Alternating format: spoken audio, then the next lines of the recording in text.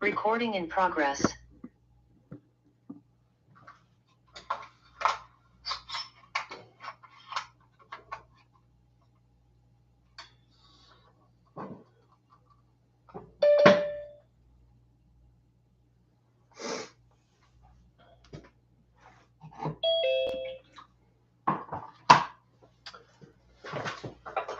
Hey, Dennis.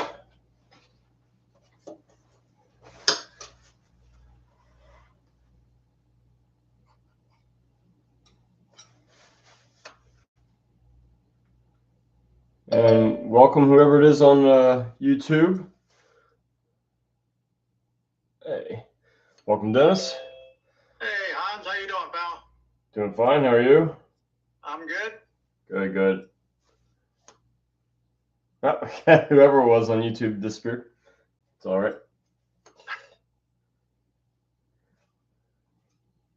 Check in to see how you doing. Yeah, doing fine. Just about to get started. It's funny with these, when I schedule these things, it's like, even when I don't feel like painting, it's like, okay, I gotta do it. that's a good thing. How's your mentorship program going? It's going all right, I guess. Yeah. There's a few people that I teach that are, it's nice. It could be, it could take off more, but yeah, we're right. I'm switching platforms on where I'm advertising, and that takes a little bit of a while to get some traction, but it seems like it's paying off. So we'll see. Okay. Yeah. Now, is this YouTube you're on now or not? This is Zoom that you're on, and I'm also on YouTube. Okay. And yeah, so this has been a pretty long-standing project that right.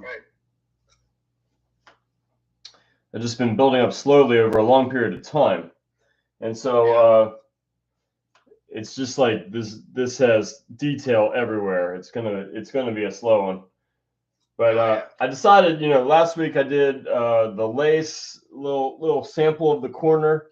So today I'll just be doing a little bit of glaze and half paste work on that little corner, but I'm not going to work the lace. That's just slow and boring, and nobody really wants to watch that, even though they say they do. It's tedious, really tedious. Okay, how long are you going tonight? Probably till midnight. Okay, I won't stay that long. like I said, I kind of forced myself to do this, so it has to get progress, or else it's not going to get finished. And it's just a long day with playing with the kids and taking them to church and all this stuff. And it's just like, 2 really busy days in a row, and it's just like, oh man, I got to paint for 3 hours. But really, why is that? What's the dimensions you're working on there? 20 by 30 or not? This is a weird size. It's like 2022. 2022. Okay. Or 1618, something like that. I think it's 2022. Something like that. I have a frame that I was really surprised about the size, because I thought thought it was actually bigger than I saw. But all right, so right here, I'm just going to do a little bit of work. See, I can't, when I have the camera on the subject, it completely washes out. So I can't really show you the section I'm working on unless I carry the camera over. It's over. So all I'm going to do right here is I'm just going to do a little bit of push-pull with some glazes and half paste just to develop that tiny little corner that I was showing everybody last week. And then I'm going to go on to the basket and shells and just see where this sitting goes. No like must-have plan. I'm just going to take the basket and see where I go from there. I'd like to develop this really spiky one in the back because that has some really fine detail work to get on there, and I need to get those layers, this more solid layer of paint dry before I put those little ridges on. So that's probably going to be in the plan today. So anyway, this little section of lace.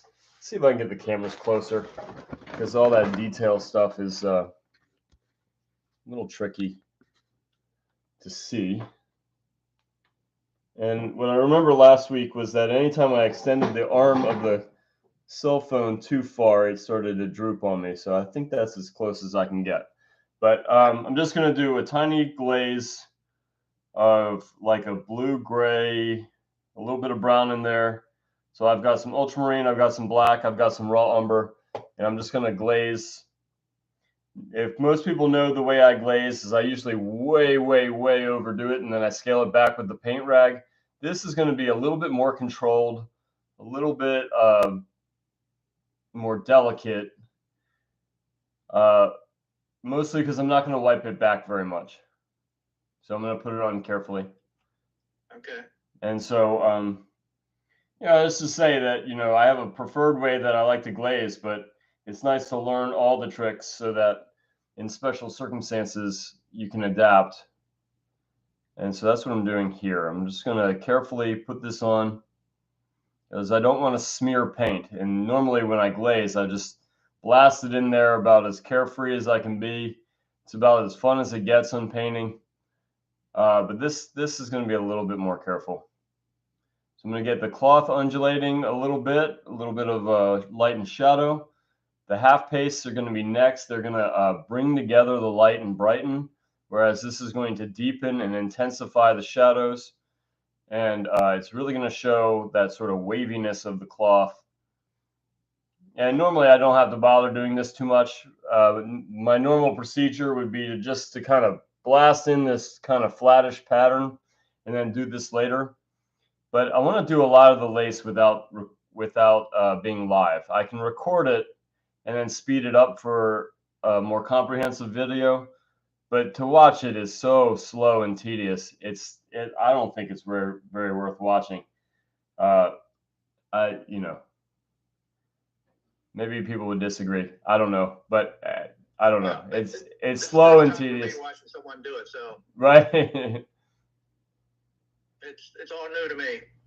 Yeah, so I might wipe this back a tiny bit. I want to see that little bit of texture that I put in, but first I want to see it next to those half pastes.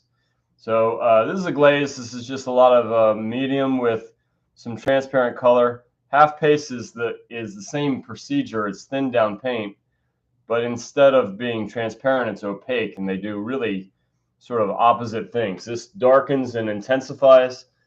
Half paste will brighten and mute the contrast. It'll make it less contrast, which is exactly what I'm anticipating here. That's what I want. So if I just take like an off-white or even just plain white and just keep it really super thin, then the areas that are a little brighter, and again, I'm going to spread this out. The areas that are a little bit brighter, they're going to get less contrast because now the light is getting into all those little pockets of shadow.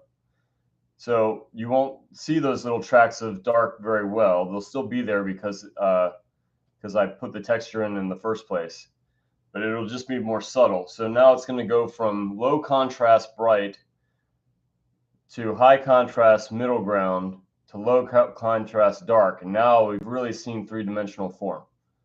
And so that's the reason I do it in this way. So I know a lot of people were eager to see the lace. And so I'm just going to do this little section, and then I'm going to move on to that basket. And then I really want to build up that spiky shell right there, because that just needs some more foundational layers. It's very complicated, very spiky, very sharp edged. But then on top of all that, it has these little ridges and little red lines that are really nice. I painted that shell before, and that really it took a while to develop. So I want a nice dry base, and then I got to be really careful applying that next layer. So now the cloth is starting to turn a little bit. It's doing what I'm asking it to do. Now, this little section is just a little piece of the puzzle. So when there's more lace, this will really start to be part of a kind of a whole network of shapes that I think will look really quite nice. So we'll see.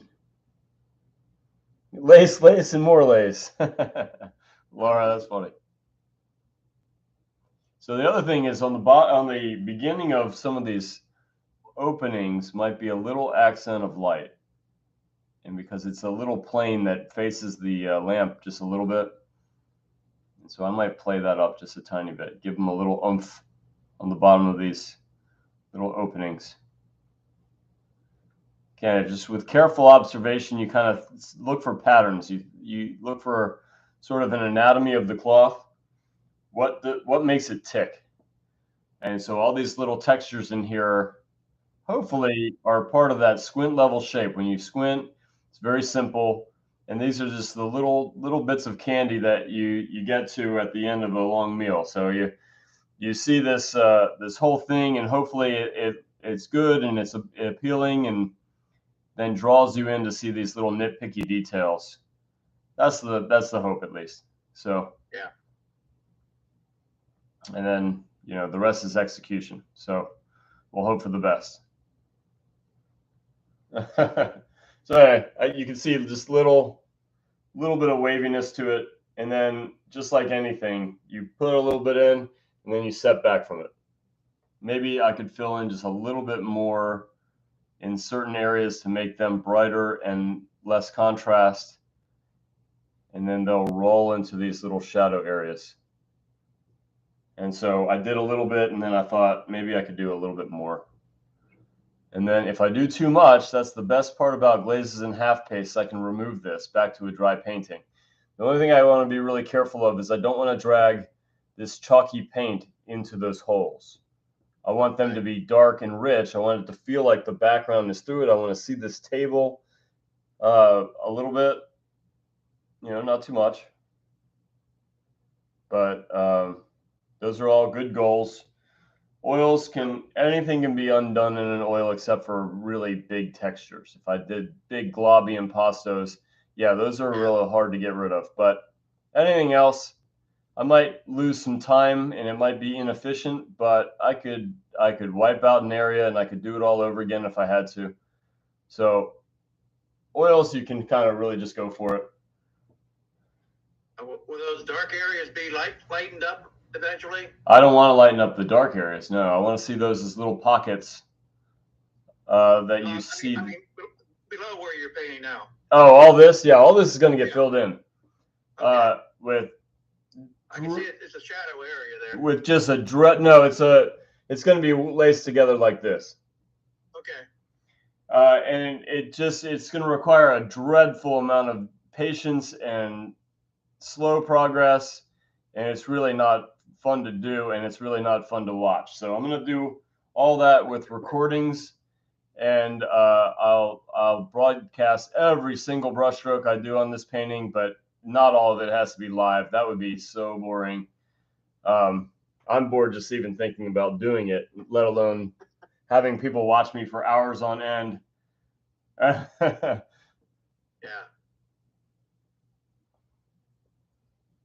And so I'm gonna get the tops of these little bundles too.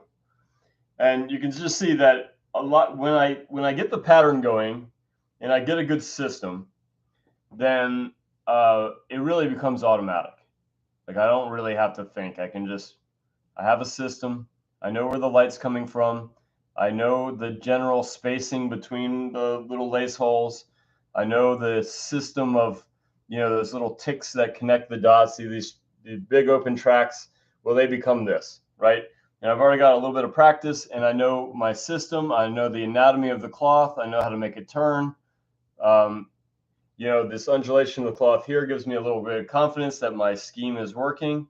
And, the rest just becomes droll. It just becomes mindless, kind of almost computer-like. It's just burp, burp, burp, burp, burp, burp.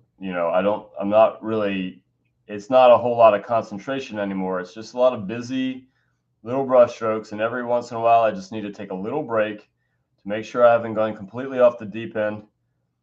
Yeah. Just like all lace and no fun make Hans a dull boy. Put it on cruise control. That's right. And just so, I every once in a while stand back and make sure I haven't done any kind of stupid decisions or even non-decisions while I'm sitting here bored doing little tiny hatches of paint. If I haven't sold you on the idea of doing lace, then I'll work on my. No.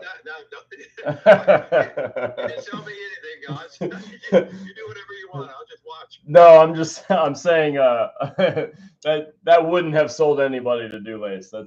I'm basically telling you how boring it is. Okay. It's one of those things. It's like you're excited about doing it in the first place, and then you start it and you're still super excited about it, and then you get into it and it's like, oh my gosh, what was I thinking? And then you finish it and you're proud of yourself. So it's, I can't tell you how many times I've finished the lace tablecloth and said, well, I'm glad I did it, but I'm never doing that again. And here I am again. Right. So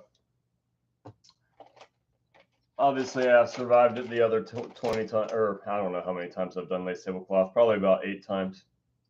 All right, so where I want to start on this, why is my perspective so far off? Yikes. Was I way out here? No way.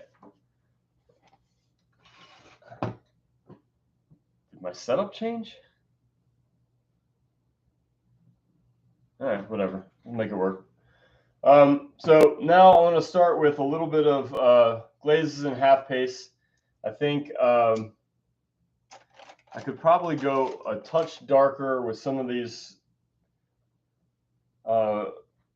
turning shadows in here. When I paint very categorical, and that sounds like it's not a very creative process. It is.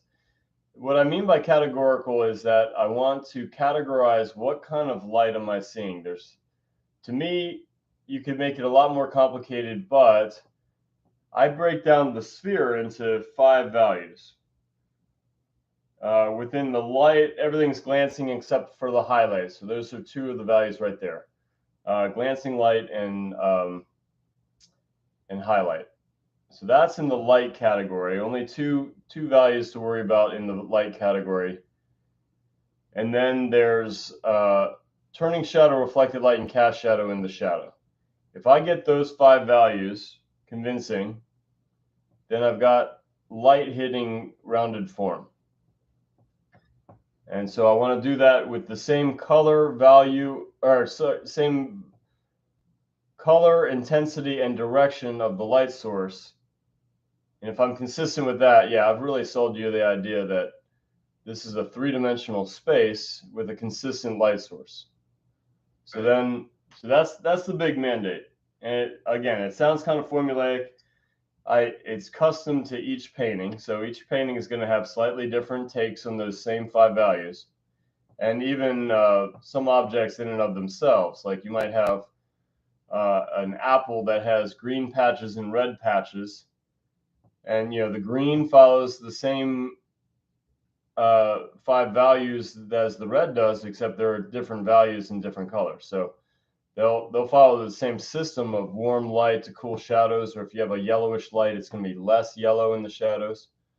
And then if you have, like a gray blue light, then both the green and the red are going to be affected by the same light. They're just going to do it with different colors and different inherent value. So that's where the system can really help. So these are some darker turning shadows. I like that. I feel like even some of these middle tones could probably be a little bit darker, but I'm not going to use quite as much umber. I'm going to use more sienna, maybe even a touch of alizarin in there, and get some of these middle values turning with a little bit of richness. And we're really going to emphasize that their shells are coming through. I'm not even going to bother avoiding these little lines, these transverse lines. I feel like they could be glazed a little bit richer anyway, and then I'll put the highlights back on with a little bit of care. And like that did not work right there. So I'm going to correct that better.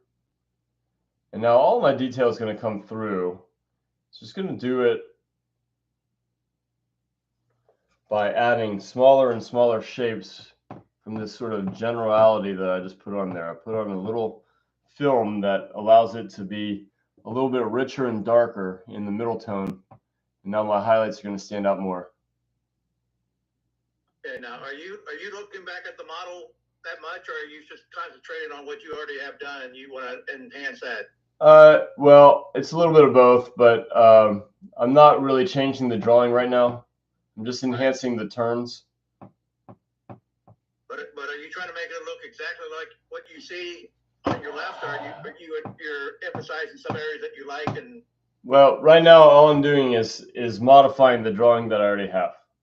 Okay. So I don't really have to look all that much other than how it's turning. Right.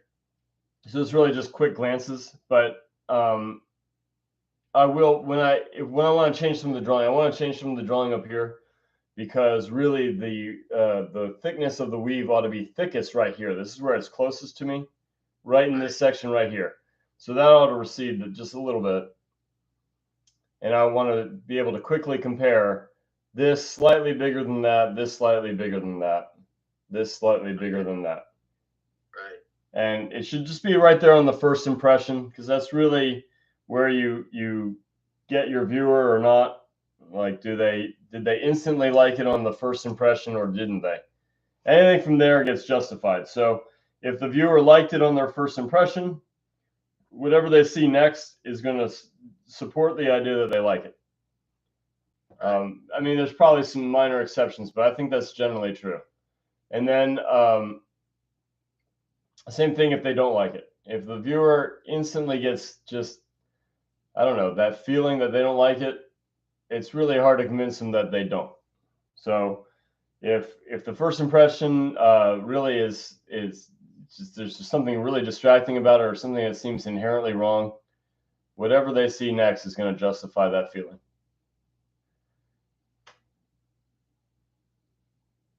Again, it's a generality, and I think it's mostly true. Yeah. I'm sure there's some exceptions. You have a gallery that does your work for you, or market it? Not right now. Okay. I had a gallery in Charleston that closed down. Well, they didn't close down. They still represent me. They still look for like commissions and things, but they're not brick and mortar anymore. Right. And then I just generally kind of faded away from this gallery in Massachusetts. I was a part of what they were doing. It's just the ownership there was nice enough, but they were very hard to communicate with. It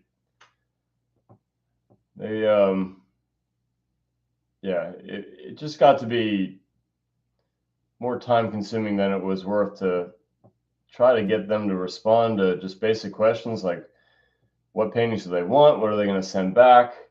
What's going on with a sale they said something about, when's that check coming? It was just, I don't know. I didn't feel like it was, I mean, maybe it worked for many people. It just didn't work for me. Right. And then, I mostly sell through, commissions and through the Schuler School. Right.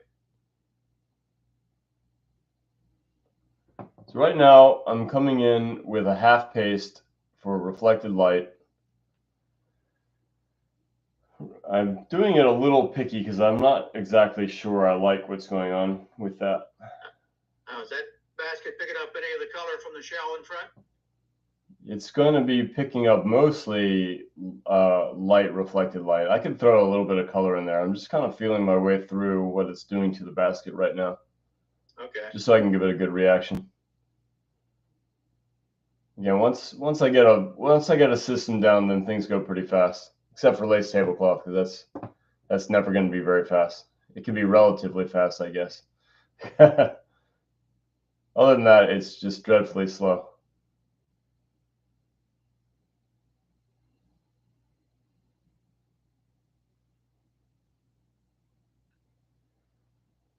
And so from across the room, the reflected light was kind of working, but I felt like it could be more enhanced. And so what I want is this thin film. This is going in the system that I want. I want this thin film of it's yellow, ochre, and white. At first, it was mostly white with just a touch of umber in it, and I didn't feel like that was working. I thought it was graying it down too much. But this is working a little bit better with the yellow ochre in it. And I'm just putting in anything in the basket that's rolling down toward the weave of the tablecloth. And so it might even be strongest right around here and a little weaker in here. So I might have to draw that distinction. Now, at some point, it turns away from the tablecloth, turns away from the shell, turns away from this shell, and that's when we get our turning shadow.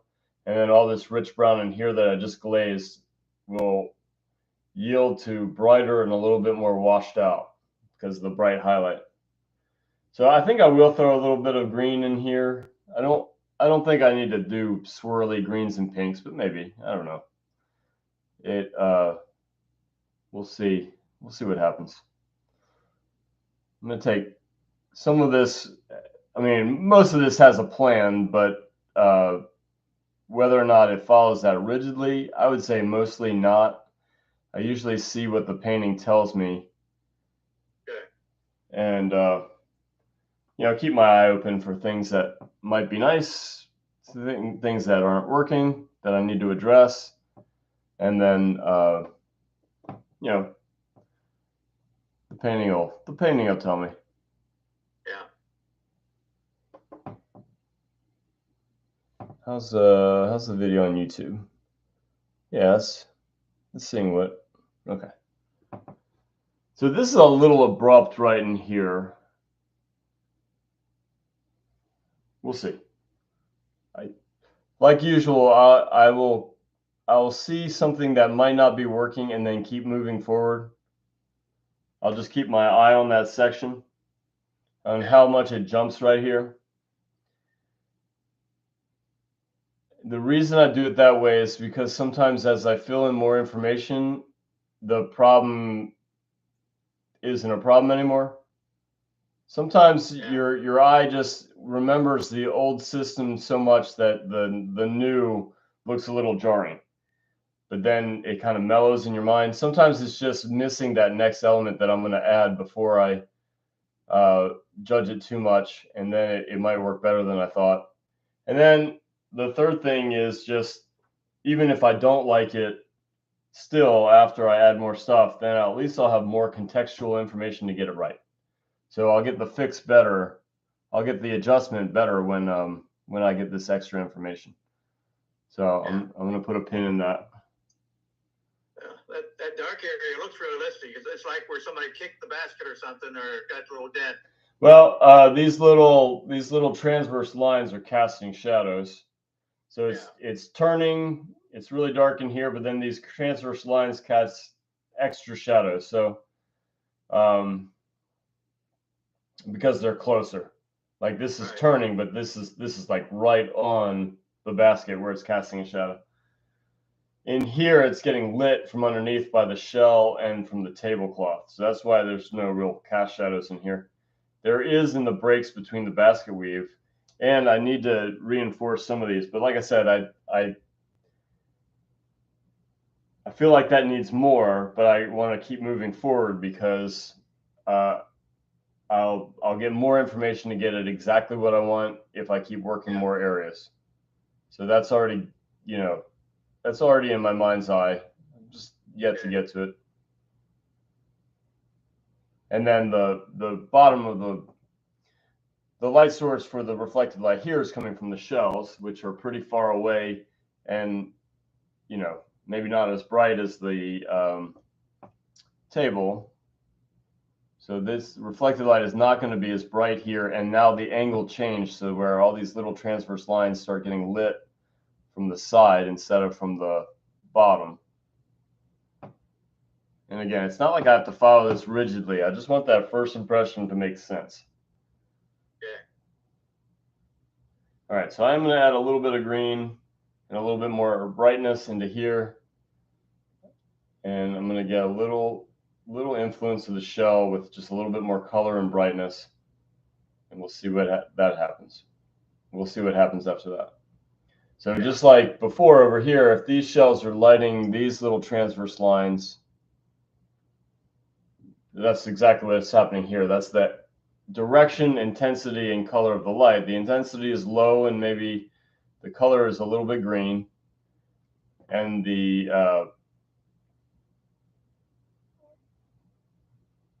the direction is directly from the side.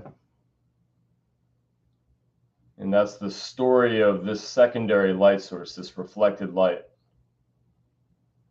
And so ooh, way too bright. So I like that little bit of green in there. It's barely. And it does show how close the shell is as opposed to here. That's a little further away. Right. So I like that. Yeah, I'm going to leave that. I think maybe in here, even though it doesn't really belong, I feel like a slightly brighter reflected light would be better. So I'm just going to try it. I can always scale it back really easily back to a dry painting if it doesn't work. So there's just really no reason not to just go for it. All right, so now the shell is turning more. And then, like I said, maybe I just reserve my judgment for just a little bit and let it kind of sit for a bit. I'm going to get my fresh eye. I do need to put my highlights back into those transverse weaves. Most weaves have wicker kind of going over, under vertical supports. This basket is different. This one, the weaves are going over and under these little kind of hatches that go across. So this is a very different structure than what I've done in the past. But that's fine. You just figure out the system and make it work with light. Again, we're assessing the color, direction, and intensity of the light. And once we get that down, then the problem solving gets put into a smaller window of possibilities. That makes the decision making a lot easier. So I like to systematize. That sounds very robotic. It doesn't sound very artistic or creative. I still think it is, because you're a little freer. You know, a system that works so that you can do it your own way. I don't have to count every weave. I don't have to get every little thing in here. I just know how to make it turn with the light source. So I can be just a little bit freer in that regard. So yeah, systematizing, yeah, it doesn't evoke the feel of what I'm talking about. Maybe I need to come up with a better term. I don't know. Yeah, I like that. Now, I've mentioned many times in previous videos that this didn't quite work yet. It was where I started the weave, which is pretty common for that to be a place to adjust. The beginning has no context. So it might even seem like it's perfect until everything else gets in. I'm not going to say that's the case this time. I didn't think it was perfect. And I really don't look for the beginning to be perfect. I think it's just a nice place to start. You got to start somewhere. Wow, that was way off. Oh, way off. There you go. That's the magic of a dry sitting underneath. I can just wipe it right off. So anyway, I didn't really look for this to be right. I just expected it to be the foundation of what's to come. And now I'm going to use all my lines to clarify light and shadow, but I'm going to do it to thin these lines up here. So I have a creative direction to go in. And that, again, it's all about simplifying the many options. So when I started this weave, it had way too many options. I didn't know exactly what the color should be. I didn't know exactly what the value should be until I got more. And why the reason that these got thinner is because I really wanted the shells to come through the weave. And wrapping these all the way from here to here, that was too thick. But I didn't know that until pretty far in. And then I had the option: do I undo a whole section, or do I say, can I just clarify that next step to make it the system that I want? And I chose the latter. I thought, you know, all I have to do is thin these weaves with shadows and highlights, and then step back again and see if it works. So that's the system I'm doing. There is going to be some drawing correction, but I'm going to try to keep it at a minimum, which is just to say that I'm going to try to make the system work. And the system right now has to conform to this little area.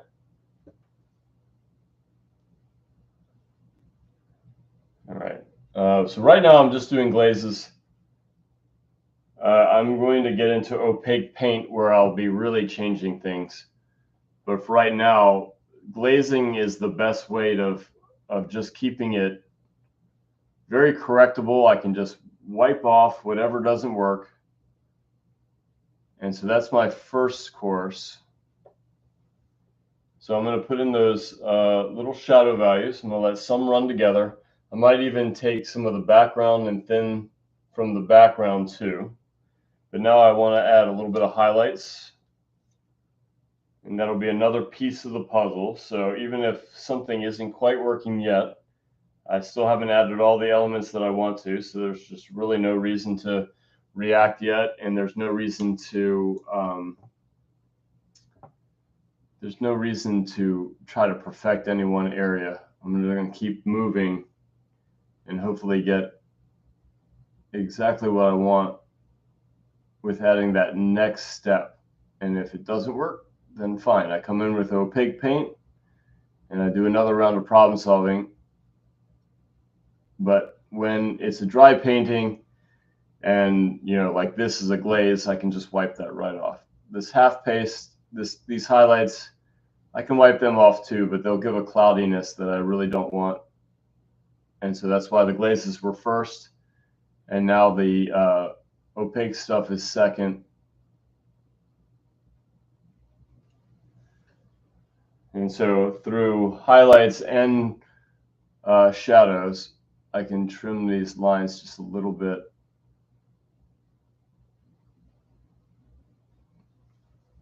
What's the time frame for wiping the glaze off? Oh, hours. It's an oil Hours. painting. Yeah, hours. Okay.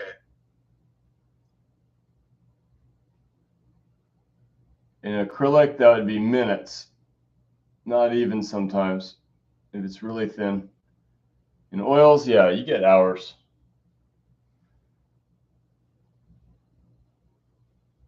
Love oils. You're working on a wood board? I am, yeah. This is a board that I prime myself. So it's custom to the way I like to paint. So the reason I like these boards so much is it's got that perfect absorbency.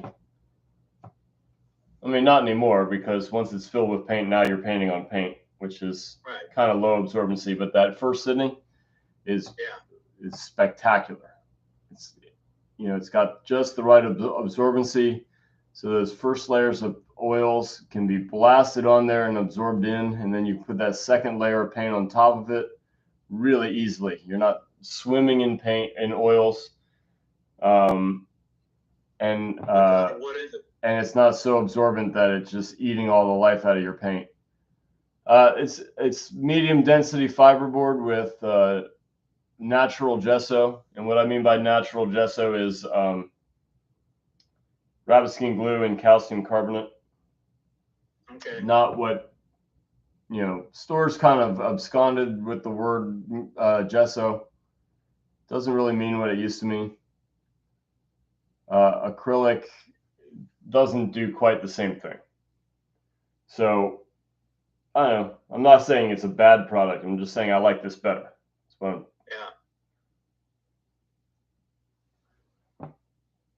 and I think it's worth it to do myself for the sake of that first sitting. That first sitting goes on so great. Yeah. And it's the foundation for the whole painting, so it's definitely worth it in my book.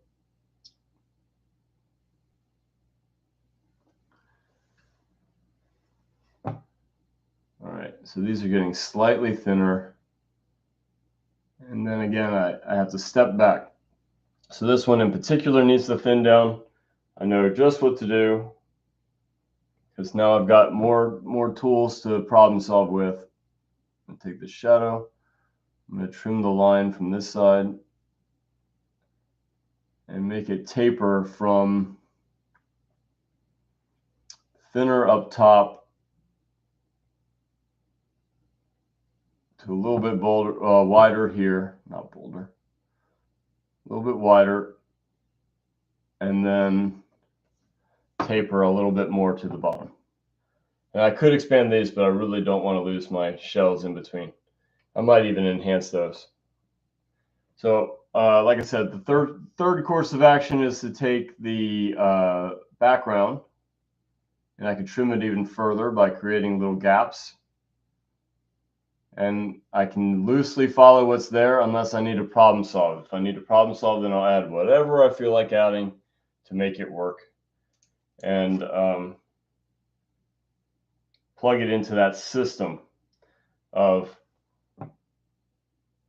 the direction, color, and intensity of the light.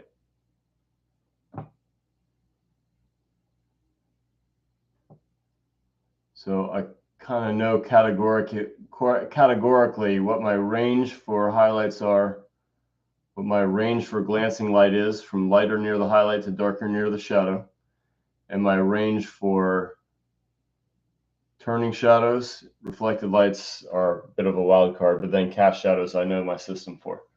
And reflected light is a wild card only because it depends on what's reflecting, how close it is, how much sheen the object that's receiving the light is, and then how close it is, what color it is, like what reflected lights.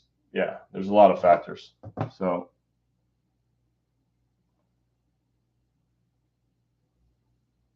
we talked about why I added green into here, even though it's pretty hard to tell. That little bit of green I think is nice. Yeah. So let's just say I overdo the contrast a little bit, then I just glaze the whole thing on the next sitting. So it's not anything to worry about. But again, I like to let it kind of mellow a little bit before I make any drastic changes. So whatever I start with, I just keep for a little while and keep moving forward, and then reevaluate when I've got more information. It's for beginning students especially, it's really easy to worry a little bit too much about the beginning. Like you see something that's wrong and it's just like, oh my gosh, I've got to fix it. I've got to change it. I've got to make it right. I've got to make it perfect. I'm not going to say I graduated from that, but I'm a lot better about just saying, okay, let's let it go for now. Yeah. Keep building the painting. You have a network of problem-solving solutions right at your disposal, and then that idea that even if you still have to fix it after doing more steps, you'll know exactly what to do because of the context of the other things. And so yeah, just keep moving. Yeah.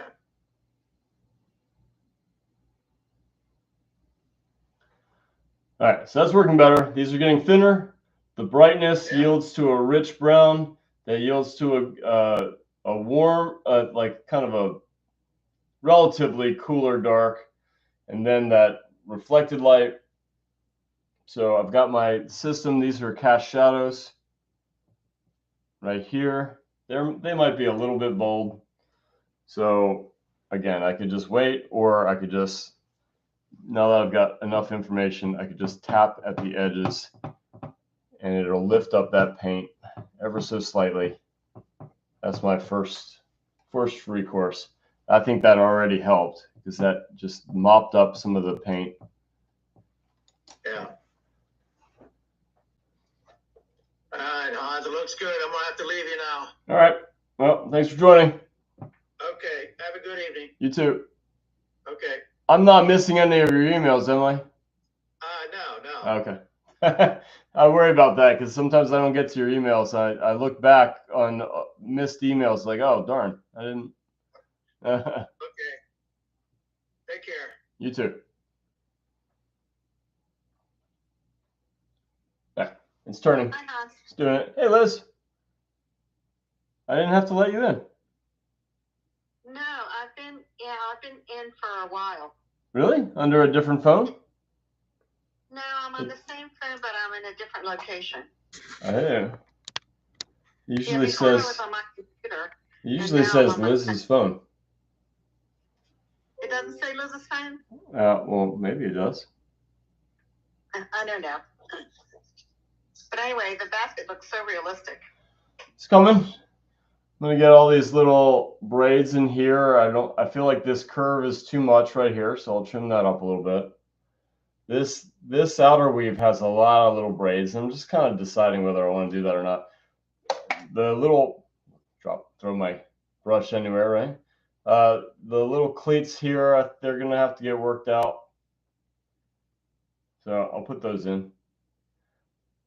But yeah, coming along. I love your painting. Thanks.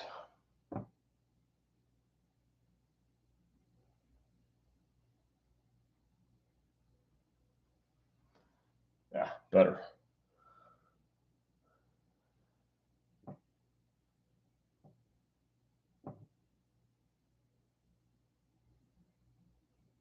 Yeah, I'm going to put a little bit extra brightness of the shells coming through.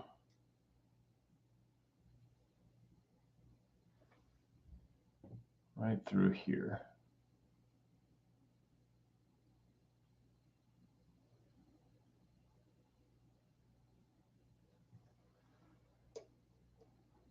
I like that. Yeah. Like I said, I mean, that's the reason I had to readjust all of this, because this was so important to me. Now I might want to take some lines and just reinforce this track all the way from here to here, but maybe not. I mean, I'll just look at it with fresh eyes and just make decisions. Yeah, on the screen it looks really fine. It looks good. Well, that's the thing, is I'm way closer than the viewing distance of the painting. That's where a lot of mistakes can happen. It's just the viewer, again, just they judge those people, judge your painting from across the room or on a screen, usually pretty small, especially on a cell phone, or in a magazine where it's a little, it's a reduction, because obviously magazines aren't this big. Right. And so all you really have to do is get it to work from the viewing distance of the painting, which from what I understand is 3 times the distance of the greatest dimension. So if that's 22, from 66 inches away is where the whole painting should visually come together. And if it does that, if it checks all the boxes, then you're good. Stop. Or, continue to any sort of detail that you want, as long as it doesn't violate what you see from that distance, right? If you go into hyper detail and those details stand out too much, you've really hurt your system here. With, some minor exceptions. There's some exaggerations you do, like, on those figure paintings, a lot of times the reflected lights are rich red. The reason I do that, well, not only does the value work, but the rich red is a Rubens thing. So I do it because Peter Paul Rubens did it.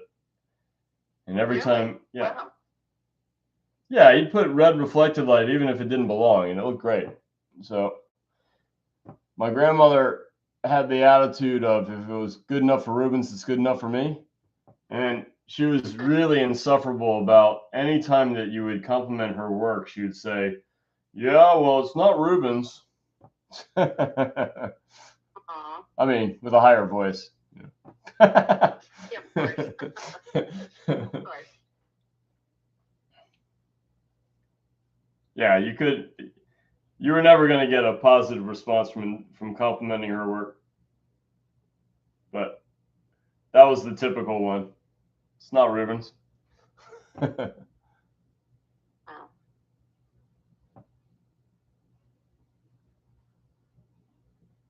So that red reflected light, that's a Rubens thing. Okay. It's kind of Like there. red. I mean, it's kind of there anyway, but sometimes you had reflected light that didn't truly make sense, but it looked great. So, Mhm. I like the way you did the green also because it's very subtle. yeah. Well, I mean, it belongs. If this is a little hyped up red and pink, or I mean, sorry, green and pink, then I could definitely throw some color into there. It's just, But it's such it's so colors, right? subtle. I mean, it's so subtle that, I mean, it doesn't really even have to be that way. It's just taking some creative decisions. It's, you know, not that big of a deal. So, It is to what's that? it is to me. No, it's not that big a deal that it's technically green or anything. So you can just kind of go for it. That's what I mean by that. It's going to be one of those things that might impact the painting a tenth of a percent, and sometimes that can make a difference.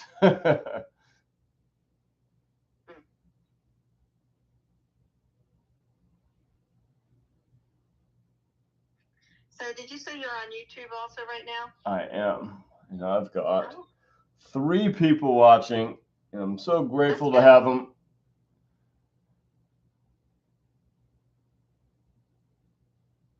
Yeah.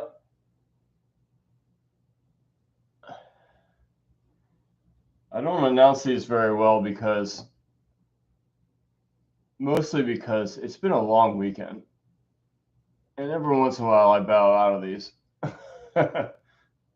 So it's nice that I announced it and I kind of felt like I had to do it. But I mean, yesterday I had to go straight from class to taking the kids to this birthday party. And that place was awesome. It was like all these like bumper cars and laser tag and Really? Where? it's in Westminster.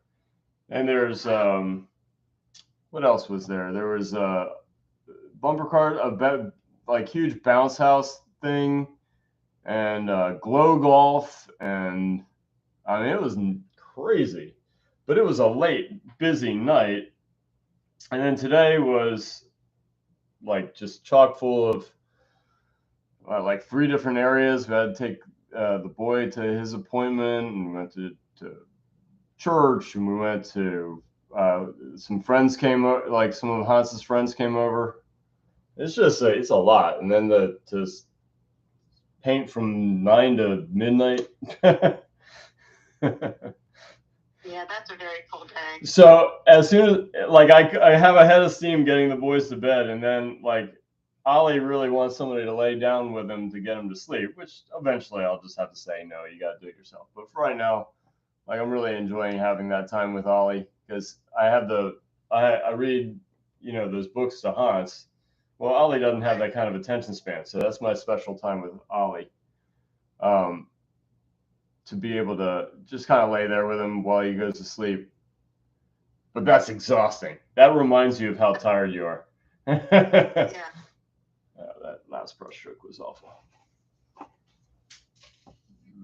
How long does it take him to fall asleep? If he's jazz, it can take a long time. And because it was exciting to have, I mean, I say Hans's friend, but it's Ollie's friend too. To have a friend over to the house, and they absolutely trashed the place. And we spent a little while cleaning up, and then try to get them, brush the teeth and all that reading and stuff like that. And then you're just laying down in this bed, and it's like, oh my gosh, I'm so tired. I'm not going to do this tonight. It's like, nope, I already announced that I am. Wow. So just muscle through it. It's like the gym, though, kind of, in that you might think, oh man, I do not want to work out today. And then you just, do a few reps and it's fine. Like, everything's going to be, get a little bit of steam. But I don't know. Yeah, just get started mainly, I I'm, guess. I'm still tired. I've already yawned like 5 times. Show must go on. Paintings don't paint themselves. Well, actually, they do now with AI, but this painting won't paint itself. Do you have your class tomorrow morning? I mean, yeah. It's not that morning. I mean, I have to get the kids to school. Right. That one's at 11, right? That's at 11. So I get the kids to school. I usually do a little bit of grocery shopping, and then pretty much I have like, I don't know, 15 minutes before I have to get to class. Well, you're busy all the time. All the time. I did enter Art of the Mill, by the way. Oh, good. I'm not completely a deadbeat. You're not a deadbeat at all. You've done a lot of. Well, last year, Ludmilla told me probably every week for like 6 weeks to enter, and I said I would. And every time I got home and got to the madness of, the responsibilities and stuff like that, I kept putting it off, and then I missed it. So this year I took care of it. I know, and you took care of the other thing too. Oh, the mayor portraits. Yeah, that's very impressive. It's not impressive yet. It's impressive that you did the whole application process, though. That was a hard application. That was the hardest application I think I've ever done. Yeah, a lot of people gave up, but you didn't. Well, I That mean, was good. I have a pretty good track record with public portraits, so it was something that was important enough to muscle through. But yeah, they did not explain that well, and like I said, I entered like 3 times, just because you weren't told that this generic file for image is also supposed to include all this sort of sketch work and description stuff, which are words. They're not images. But basically, I mean, the sketches are images, but like these descriptions and the CV and stuff like that, they have to be JPEG images, which is very rare for documents. JPEGs are normal for photographs, but not for documents.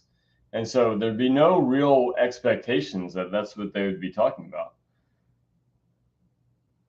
And then they asked for a lot of stuff, but they didn't give enough slots for it. So then I went back for the third entry to combine things and then resubmit. So I don't know how well received that'll be, but at least it's all there. And, like I said, there's a lot of good things in there. I mean, between the paintings and, I put a lot of description of what I did for the Catherine O'Malley portrait. And, I like the little sketches that I gave them. Maybe they could have been a little bit more professional. I don't know. But I think they work design-wise for any of the 5 mayors.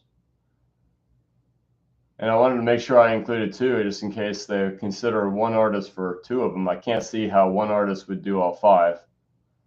So I would think only one artist at most would do 2. So they had specific mayors that they wanted you to do, right? Yeah. Okay. It's a backlog with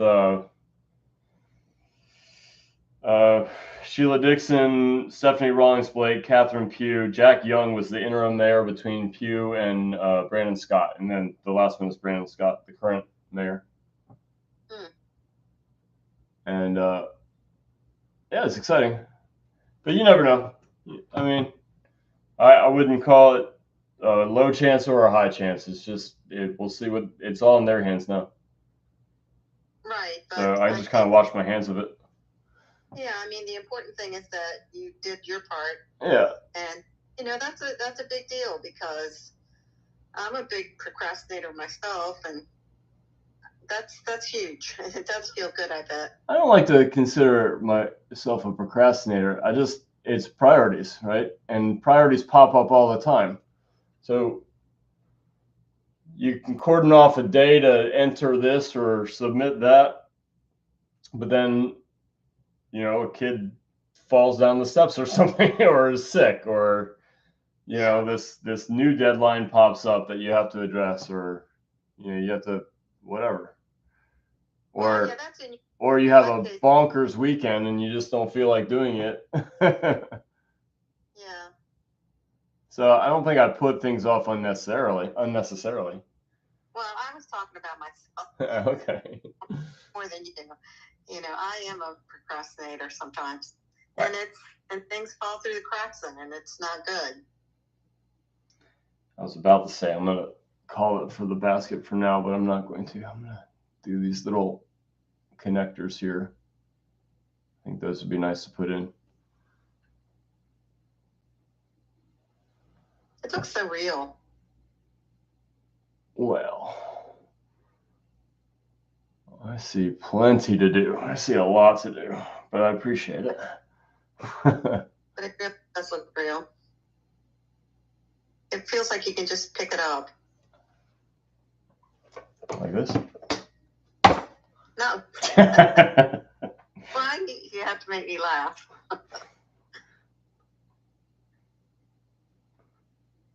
Just a joke. You're funny. Right about here, and then here. Put a mark down. I'm not getting the right view, and I don't know why. What do you mean? Was I further back? Like I'm having a hard time situating myself with the right amount of overlap between this shell and the basket. It's not like I can't adapt it, but I'd much rather have the view back that I started the painting on. I think I'm looking at it on my phone right now. Before I was looking at it on a projector. Well, the cameras are in a radically different spot. I'm not really going by the camera so much. Oh, okay.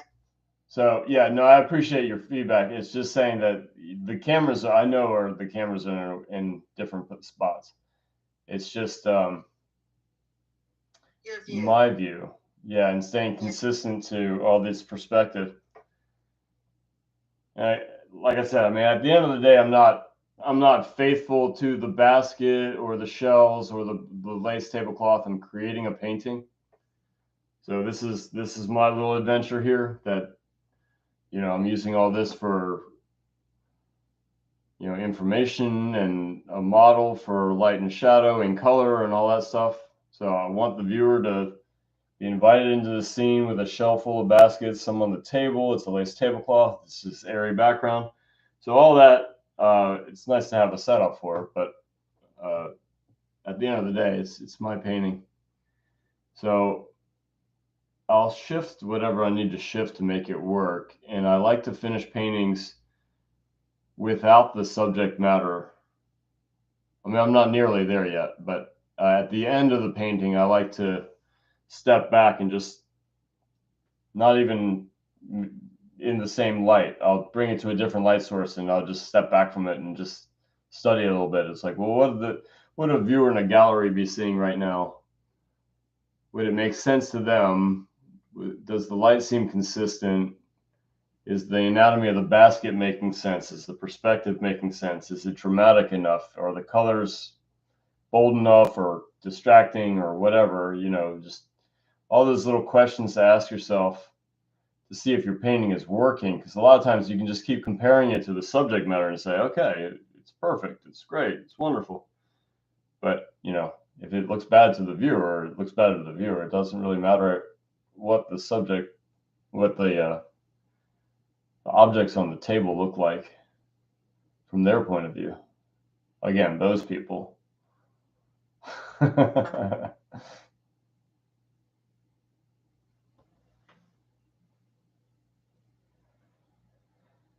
See, this is one of the things I mean.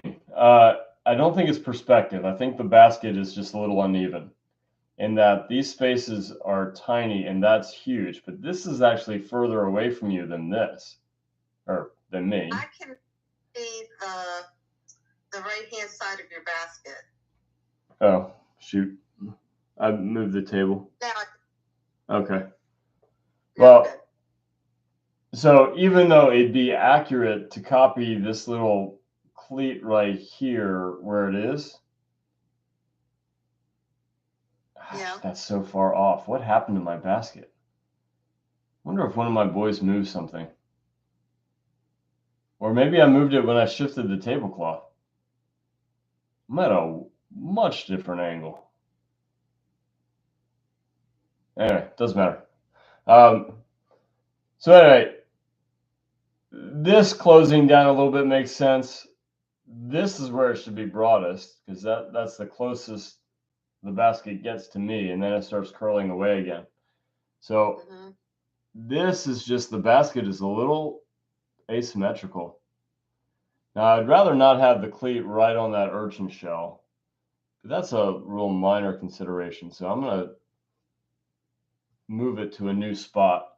And that looks better already. So these spaces are almost equal, which makes sense because there's not much distance, and this closes down just a little bit, but I am going to shift it over a tiny bit. Maybe that's how it was when I was in my right spot, because I'm definitely not anymore. But yeah, those are little considerations that even if the basket were woven just maybe a little bit asymmetrically, I think the viewer would expect this to be an even space. So I'm going to do it. What did you call those things? Cleats? I don't know what to call them. That's nothing official. They're just wrapping around this outside border into. I know what you're talking about. Okay. Yeah, I don't really know what to call it. Yeah, now I'm seeing basket over here. This doesn't make any sense. So, yeah, something moved. Big time. You think it was just a basket? I did move the tablecloth, so that could be part of it. Sorry, YouTube. I'm gonna get the camera at a better angle. Yeah, so I'm gonna move. This is where I should be.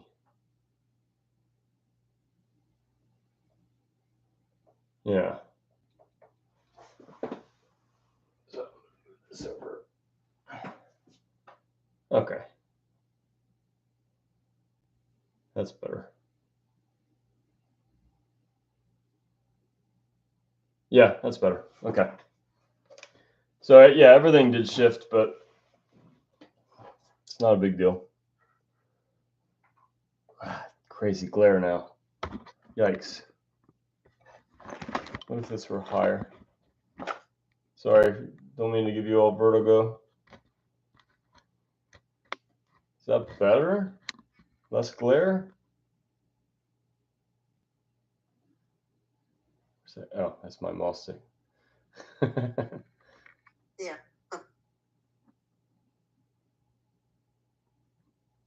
I should have brought the Maul Stick of Doom. I would have really been painting well. So, if anybody watched on Friday night, you got to see my new gift from the students. We have a 3D scan of a real skull at the art school that's been there. I don't know. I can't remember the school that didn't have that skull in there. But it's a real skull. And a student had her husband come in with a 3D, scanned it for a 3D print, and looks great. It's tiny. It's a miniaturized version of this real skull. And so my students took that miniaturized skull and glued it to a mall stick. It looks great. They put eyes in it. And put marbles in it for eyes that look like, you know, like tiger eyes. Well, not tiger eyes, but at least cat eyes. And yeah, it looks great. And I get like instant anatomy lesson everywhere I go if I carry that around with me at all times, which I plan to. Yeah. That's nice. Just because I'm a weirdo. Ah, It's a nice thing. it is a nice mall stick. But yeah, if I was painting with that thing, there'd be no stopping me. All right. I dropped my brand new tripod, and this thing is a little hard to get. I might be able to fix it. I just need to carve the time out for it. But I'm trying to clip this. Maybe I should just go with tape. Sorry about that. I'm going to have to edit all this out.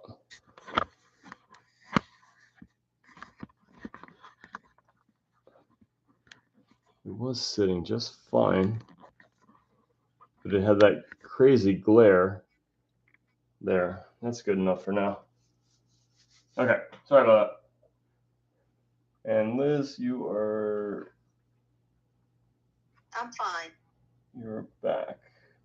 Is that a funny angle? No, it's okay. Okay.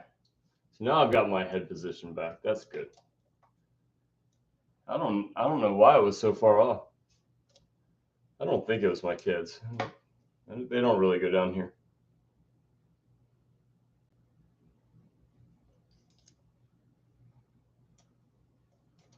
They have their toys over in the other room down here, but they don't even go there. I usually take them down with me when they get those.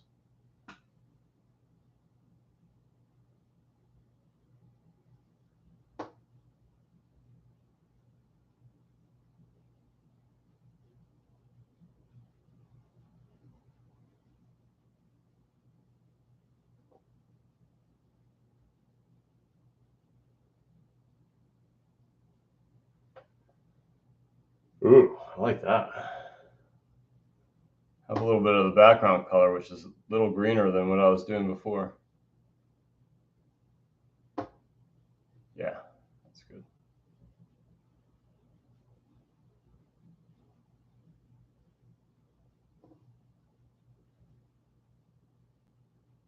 From this new position, I didn't have nearly as much reflected light in here, but it works. I'm going to leave it. I just got to finish these up. I could put these little lines over, but I really want to get to that shell, so I'm not going to worry about that yet. Yeah, okay. I'm rambling. Just got to get to work.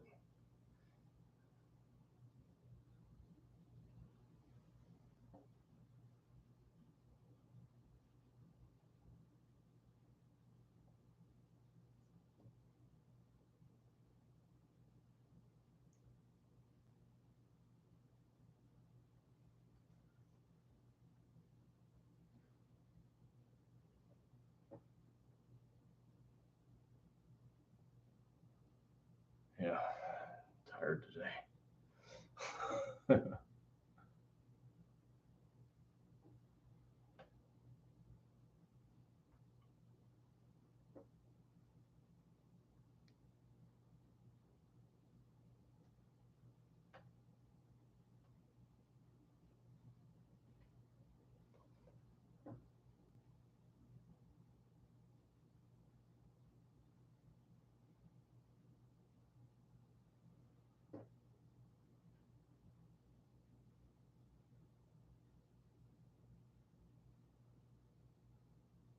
So hopefully no random appearances from Ollie. He woke up again late last night.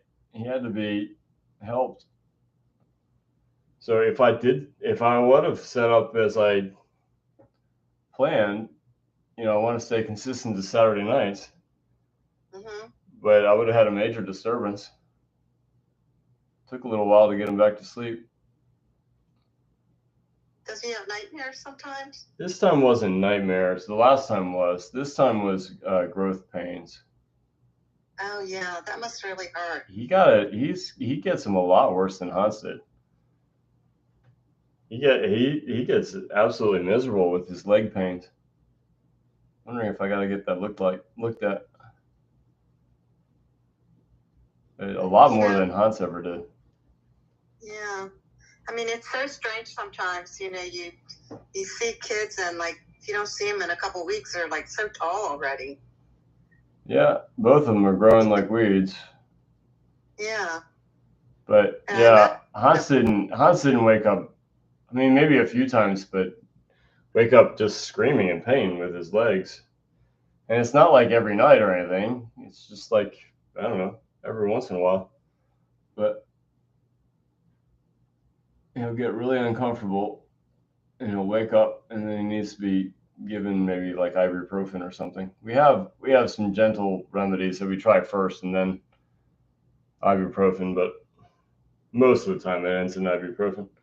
That takes like legs or anything. I'm sorry, what? Do you have to massage his legs? He gets some like arnica cream for his legs, which is it suppresses the pain a little bit, and then like I said, ibuprofen takes a little while to kick in, and then he's out like a light, and then I get back to work. But yeah, it would have cut into painting time for sure.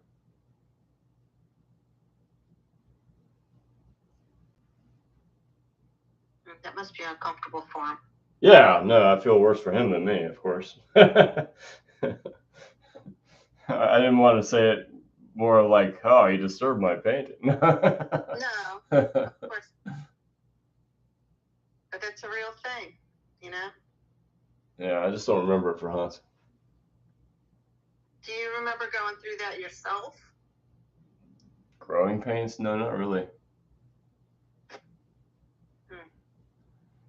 Our entire family, no, maybe I was a little older than Ollie. He's almost 6, so no, maybe a little bit. Maybe I was more like 8 or something. But our entire family slept through a car almost going into our house. We were kind of perpendicular to a street, and somebody fell asleep at the wheel, went right through the light, and hit the tree right in front of my bedroom. Wow. And the tree went over, crashed into our house a little bit, broke my window, and everybody in my house slept through it. It woke up the entire neighborhood except for everyone living in the house where this car darn near drove through it. Wow. And here it is, this huge tree completely toppled over, like right in front of the house. Wow, I don't even know how that happened. I can't sleep for anything nowadays. But back then we could sleep through a tree getting knocked over right in front of our house. That's crazy. But yeah, Ollie's a light sleeper. Hans can sleep through things. But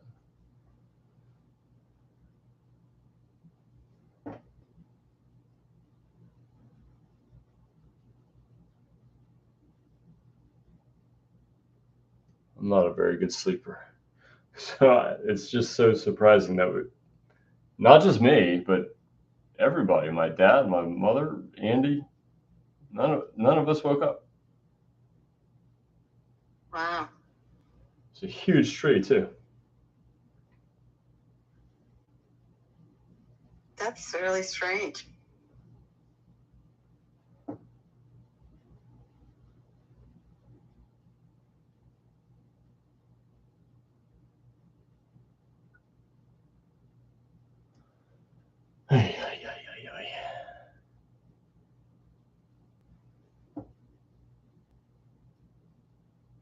So I've rescaled this twice already.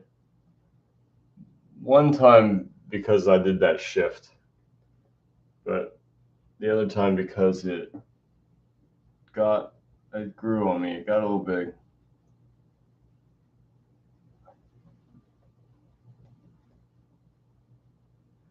And I could just leave good enough for now, but You this said you little were going to section, work on that big show, I am. I'm really eager to get to it. So, and I'm eager to see that. well, I mean, it's got a lot of outlines right now, a lot of edges that need to be, softened and refined a little bit. It needs thicker paint too.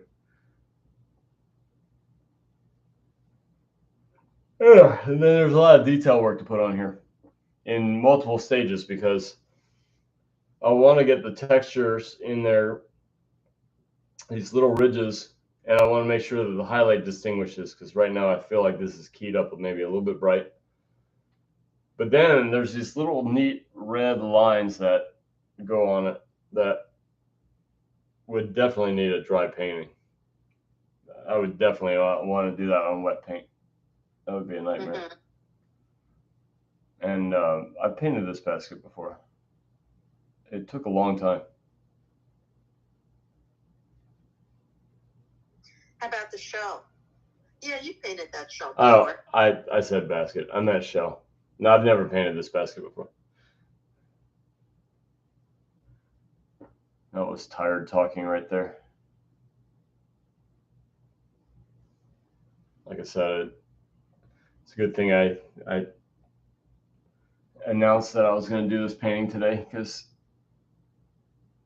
I would have a lot of reasons to just say, yeah, I don't feel like it. I feel like I've said that on a lot of these though. It's true every time, but it's like, I don't know, getting a little repetitive.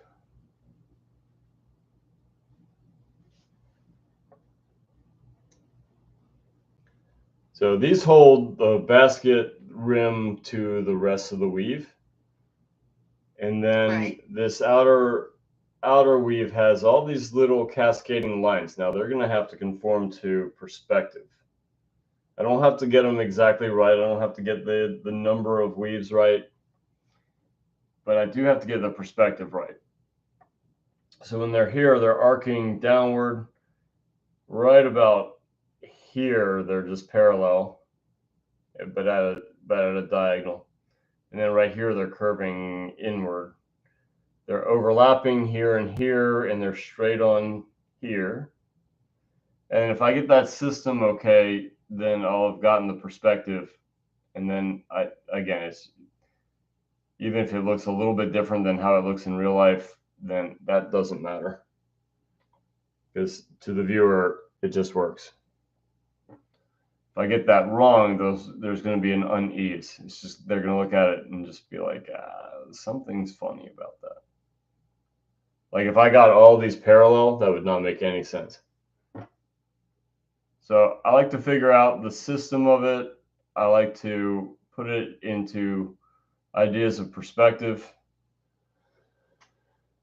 And then once I do that, I can do my own thing.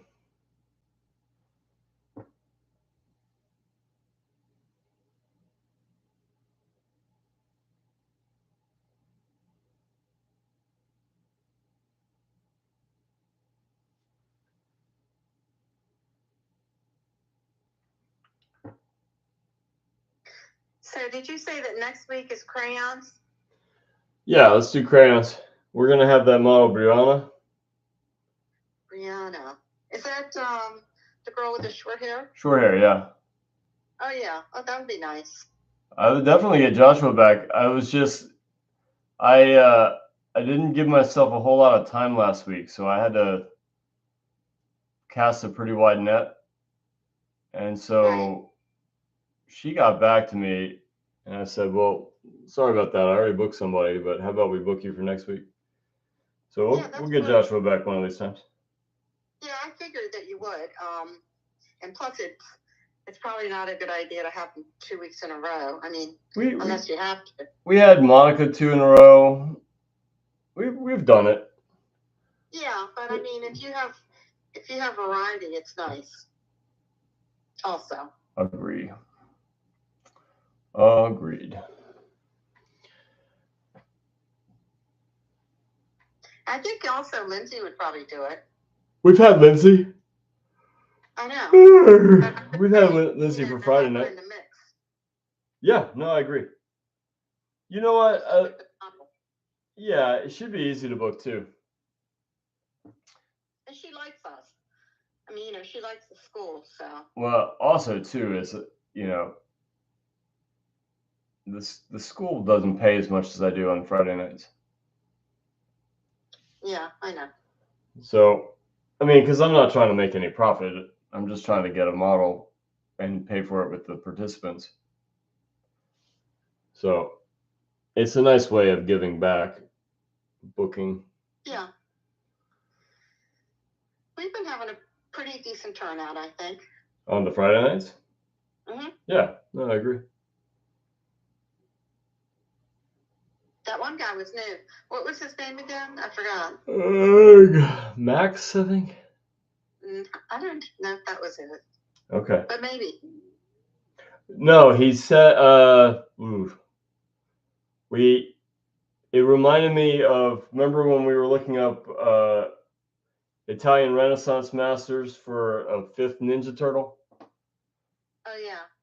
And we came up with Masaccio, had the nickname Messy Tom. He had a name, he had a mnemonic for his name that was similar to that. But it wasn't. All right. Yeah. He told me what it was, and I forgot. And I have to say, I'm not great with names. I'm not either. I'm at a disadvantage too, so I really should make myself good at names because people remember names that are a little different. And Hans is definitely not a common name. So I'm at a severe disadvantage for people remembering my name, for me remembering theirs.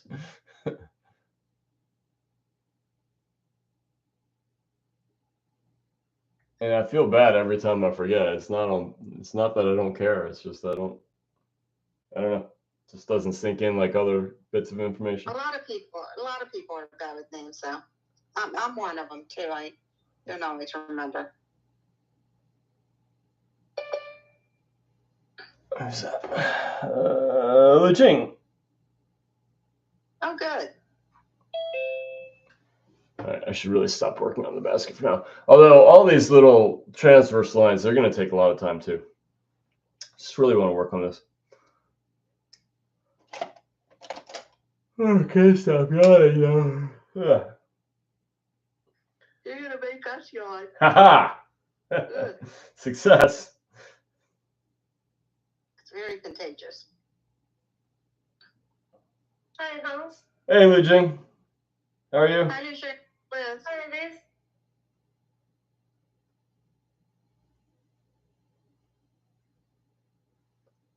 All right, I'm going to glaze. That's too warm.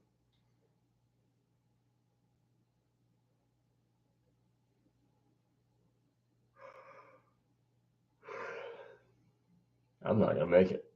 I might have to call this one early today. That's okay. I mean, I still have a few more hours, but am I gonna make it all the way to midnight is the question. I might have to leave you before then anyway because I've got this workshop tomorrow morning. Oh yeah, you don't need to be awake for David's class.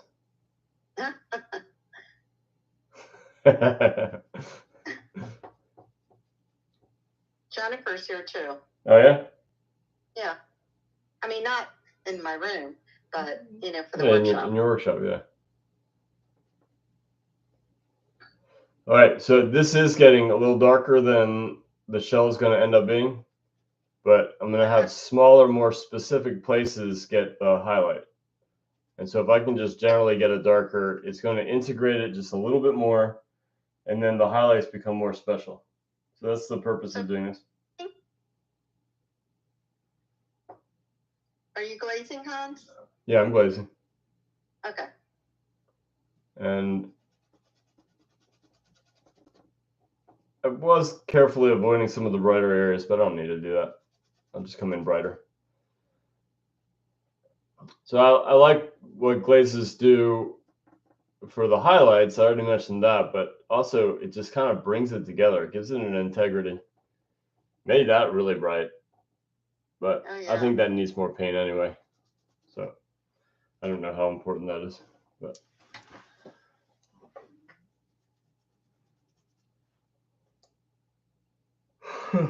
Very good. I'm not gonna make it. It's been a weekend. Yeah, I already like that a lot better. So I'm gonna start with just kind of building up some of the paint, but I want to put a little tester in there, what the highlights look like. Yeah, they look great. Yeah, okay. So I don't know if that was even noticeable. Wish I could zoom in. I wonder if I can. What's that do? Oh, that's the microphone. Wow. Okay. I went to 0 viewers on YouTube. Wonder when that happened. I mean, it's recording anyway, but whatever.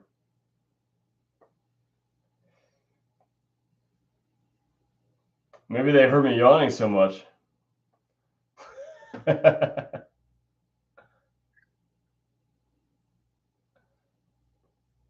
right. So I'm going to build up paint.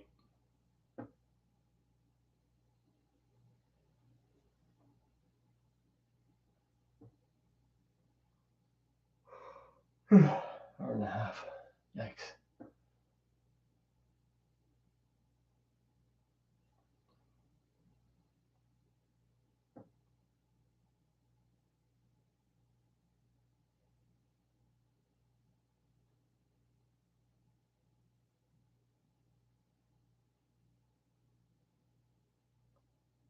Starting in a spot where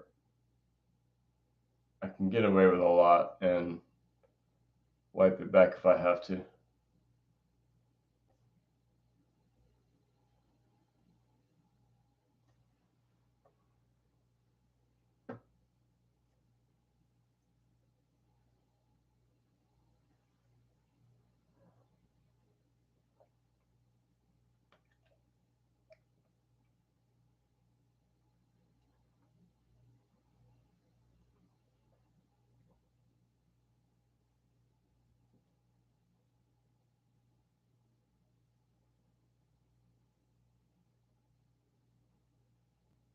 Virginia, have you had a chance to work on that basket? Not really. Not I really. will work on that. Okay. I was gonna say you can send me a. You did the weave of the lace, right? I did a small section. I'm gonna record all of it, but I'm not gonna do all the weave live. It's too monotonous. It's too slow. I'm not gonna be making a whole lot of decision making on the go because really, it's gonna take a long time to progress. And a lot of times I'll just come in a little bit general at first and then glaze in little patterns of shadow and light. And that's what I did. I built up this section last sitting. And then today I just came in and I glazed these shadows a little bit darker and half pasted the lights lighter. And, it's roughly doing what I'm asking it to do. And so that section is not complete because I want to be able to judge it from the overall pattern. And so two things might happen is, for one, even if I feel like I need to do more now, I might not need to by the time I get to the end. It might just have so much contextual information that it does what it's supposed to do.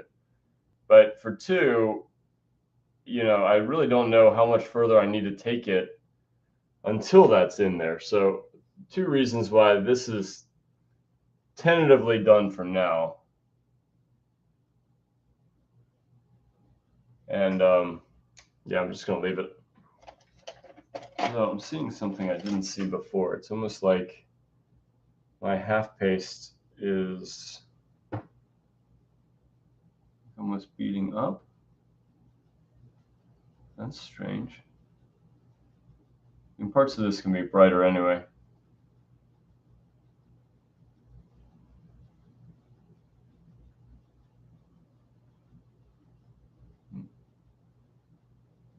think it's just the way the light's catching it. So I wanted little sections, like each one of these little patterns here, like they might individually turn and then hit another little section. And so I feel like that's capturing it for right now. Like I'll need a couple more little tiny strings. But again, this is going to be the most complete section for a little while, because I'm going to build all this in generally like I did on the sitting before, and then go back and get all these little moments of turning and getting more pulled together with the brightness of the light, you know, washing out all those little grooves in between. And yeah, I think that's a good start. We'll just keep elaborating with the recordings rather than live. It's just way too slow. I kind of even prefer to zone out a little bit to some kind of movie or show or podcast or something, rather than, you know, presenting anything. Do you sometimes have different projects going on together so that you can switch to another one? Not as much as others. Okay. Like Will Wilson, because he worked every painting in so many layers, he usually would have like 6 or 7 paintings going at the same time. Now all he did was paint. Like he played the drums too, but like he didn't have kids or any side jobs. He painted all day. You know, so if he got to a certain point in a painting, it was nice for him to be able to hop to another painting. Like for me, I'm not painting enough to do that. So I could spend all day on this and be perfectly satisfied. I wouldn't be swimming in any paint. I'd just be, you know, moving around. And I don't paint quite as technically as he does. That's not the style I prefer to paint. I love his paintings, don't get me wrong. It's just I don't like to paint quite as integrated. Like I'll leave a little bit more brushwork.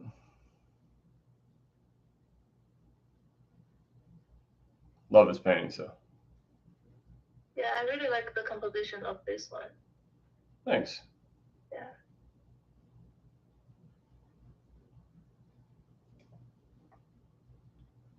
So just like the lace, this one in particular will take a while to build up. It's a very technical shell. And I'm just kind of working my way from back to front, not for any sort of special strategy or anything. That's not a rule. It's just the way I wanted to start, you know, back here and kind of get a feel for things. And then this is going to be where a lot of my attention is, but this is the most important thing for this sitting. All in that, I really want that foundation in there so that I can come in with detail. And it needs a lot more paint, and it needs a little bit more in the way of transitions and, you know, that system of light.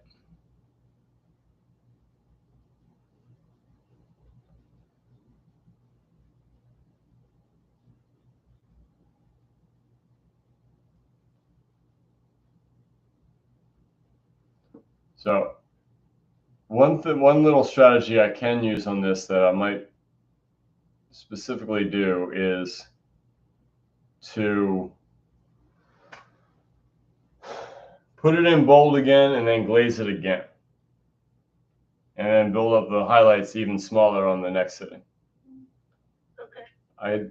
That stops me from having to be really technical. I can still be a little bit more general in the way I block things in. I don't have to worry about the highlights all being the same. I don't have to worry about you know, not enough integrity of, you know, the softness of edges and things like that.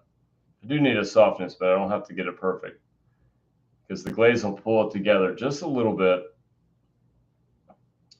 And I don't really like to perfect any one area. I like to keep moving around because at the end of the day, the whole painting has to work harmoniously. And if I get one area looking absolutely perfect, it just might not gel with the rest of the painting. And then what do? Do I have to rebalance the whole painting, or do I have to lose that area that I love so much? Or just leave something that's not quite working, which is obviously the worst of the three. So I like to build up in multiple areas and not worry about any one area being perfect yet. Glazes will help me do that because I can just keep it, maybe a little bit on the high contrast side, maybe a little bit on the general side, glaze it, and then get it more specific. And at some point, it might get done before I truly envisioned where I was going with it. Like if I felt like this was going to be a really tight painting with every little detail, it might reach a spot where it's working that I just say, okay, I don't need to take it any further. That's happened many times.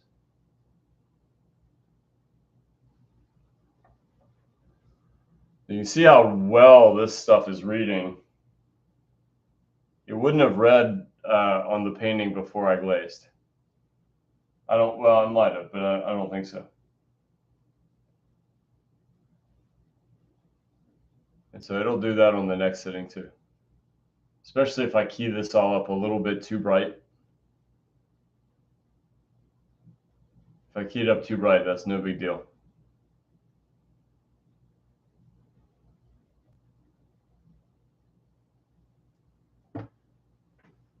I'm going to grab some paints and work on the basket with you. Great. Yeah, somehow feel more motivated now. Good. Okay. Yeah, I may not be able to talk too much, but I'll be here. That's okay. I'll be here painting and rambling. So I have an unrelated question. Okay. So you know those artists that do sidewalk art or Those street people. art, Yes. and it looks like you're, like there's a hole in front of you, but it really isn't. I've never seen one in person that I was convinced that I was going to fall into some deep abyss. I'm wondering if some of it's camera work. Well, my question about it was if it was something that was convincing, Okay. would that be considered a trompe l'oeil? To fool the eye? Yeah, definitely. Okay. I would think so. That's what I thought. I mean, I think trompe l'oeil does revolve around the concept of fooling people, like trickery. The show, I'm going to say concert. I'm so tired.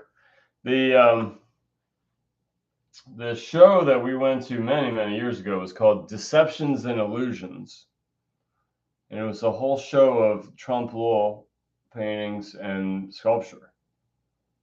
I thought the sculpture was really neat. There was the ghost clock. If you ever look up the ghost clock, I think it'll probably be the same one I'm talking about. Did you say Ghost Squad? The ghost clock. Oh, Ghost Clock. It was a single piece of wood carved to seem like there was a grandfather clock under a tarp. But it was all trickery. It was a single block of wood. It wasn't a clock and it wasn't a tarp. It was just painted wood to look like there was a grandfather clock under a tarp. It was really amazing. Oh, I'm looking at it right now. Oh yeah, it came right up. Yeah, it says Wendell Castle Ghost Clock, 1985, bleach Honduras mahogany. Doesn't it look cool? Yeah. I mean, assuming it's the same thing I saw. Yeah, it looks like it's like a cloak on top of a piece of wood. Right? I mean, it looks like a grandfather clock.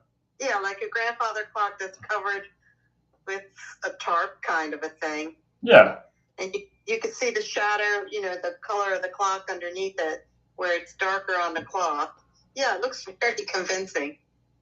In person, it looked really convincing. Like it you would really think there was a grandfather clock under a tarp. And it says here that the Smithsonian American Art Museum purchased through the Smithsonian Institution collections. So that would be DC.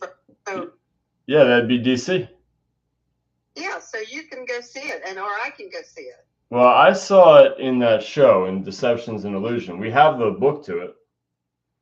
So wow. It's at the school. They had Caravaggio's, or not Caravaggio, I'm sorry, Carel Fabricius's Goldfinch, which I don't know. I don't see how that's trompe l'oeil. I think that was like a tight still life, but whatever. They had a lot of Harnett and Pito. Who else did they have? They had some that I really didn't feel like were trompe l'oeil, but I guess museum people did, so joke's on me. But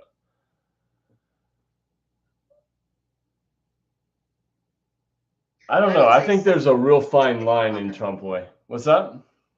I would say some are more convincing than others. Are you looking at the show? No. I'm just saying in general. Oh, yeah. Yeah. No, for sure. And I showed you, I haven't done too many trompe l'oeils, but I showed you that one with the pistachio shells. Right? Is that one that you did? I mean, I found it kind of easily by searching Hans Gehren distraction at the easel. Because the idea was you're looking through the frame of an easel with like a block-in of a painting going off of the side of the canvas, off of the sides of the painting. And you're looking through the easel at the still life setup behind it. And then there's a little like a thumbnail sketch taped to the easel. And then the shelf where all the stuff is just has a water bottle like filled with pistachio shells and then some spilled out on the table. There's all these like paint chips and stuff like that. I called that trompe l'oeil. Okay. But then again, where's the fine line between tight still life and trompe l'oeil?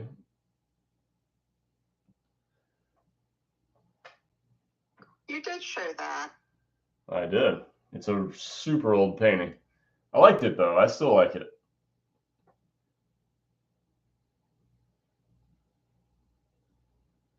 Yeah, I did that a very long time ago. Oh yeah, here it is.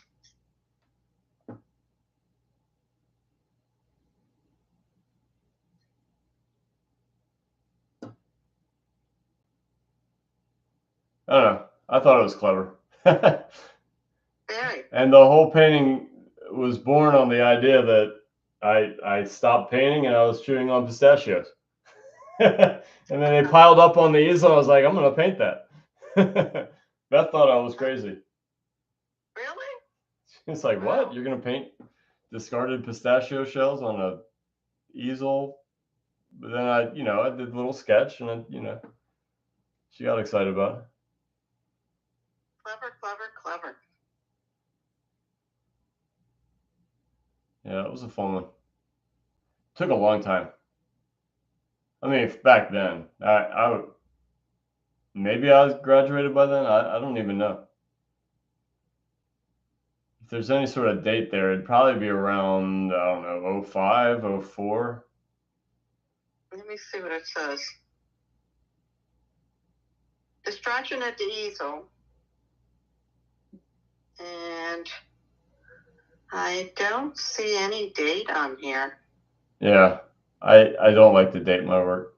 A lot of people do. It's probably a good thing to do. I just don't do it. It says, I stopped painting to eat some pistachios. There it is.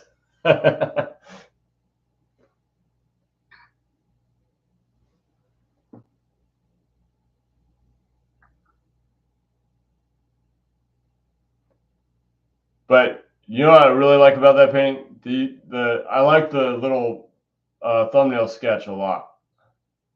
Yeah, I was just looking at that.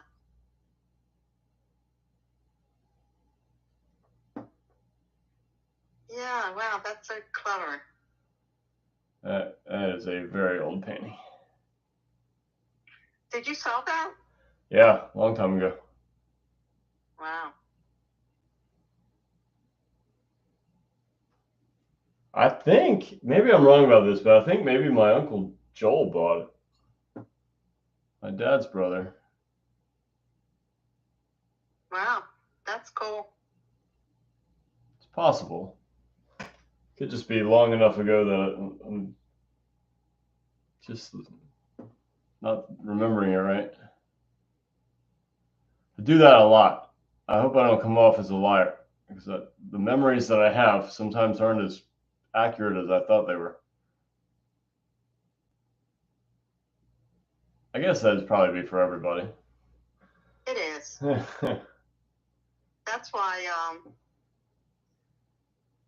yeah, you talk to two people about the same event and they give you different stories. Oh, is that like telephone?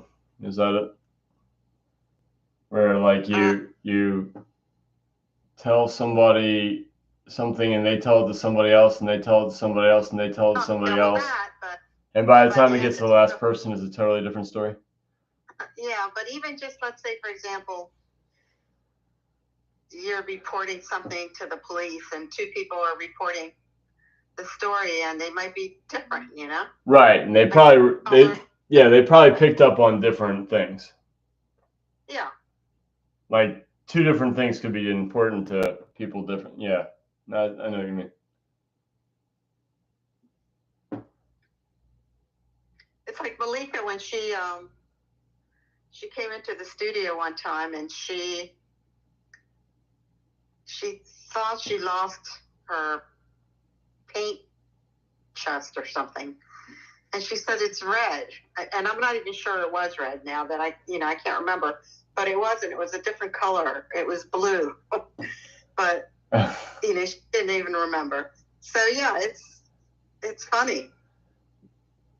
You know what the funny? And I'm not sure what color was, but I was there when she found it. I said, "Oh." This isn't exactly the same as that, but like mistaking, like somebody grabbing the wrong thing. We had a model that I really want to hire again.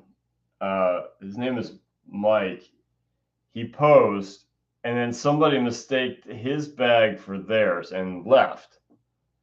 Oh, That was his clothes. He was stuck there with no clothes, and we had to try to get her to come back. Like, my mother gave him clothes. It was really embarrassing because it was female clothes.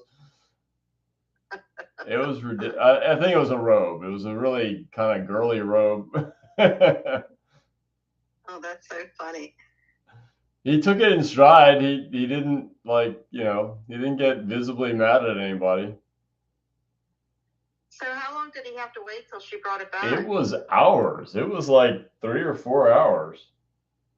Oh my goodness.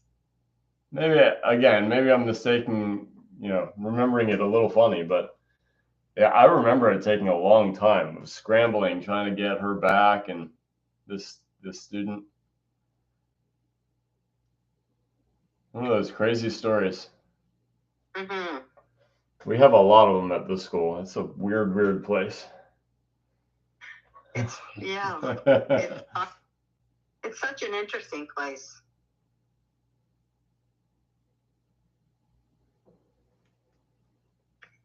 With Johnny bringing in that bird, that was so weird. Oddly enough, I don't think that's that weird. I've stopped for getting roadkill, to paint. I was just so impressed that the bird looked fine. The bird looked great. That bird looked Yeah, awesome. he didn't have. Yeah, I mean, he was dead, but he Super dead, but that was a really great looking bird. That was a pheasant, I It was think. gorgeous. I wonder what he's going to do with it. Well, he's got to do something to stop it from rotting. No, I know that, but like what? Freezer?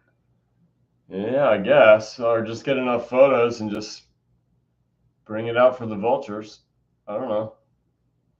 You know, I thought when he brought it in, I thought, wow, that's really beautiful. And I thought maybe it would be hanging from somewhere. Yeah. Yeah, that would look awesome. You know, like in the old paintings? Right. I think it was, what, Harnett that did a lot of, like, hanging fowl? I don't know. I'd have to check. Yeah, I want to say Harnett did a lot of those. Harnett? Yeah. Trompe-l'oeil. Yeah, I love those paintings. Yeah. You know, where they have the rabbit hanging. Yeah. I think there's a couple others that are just kind of escaping my mind right now, but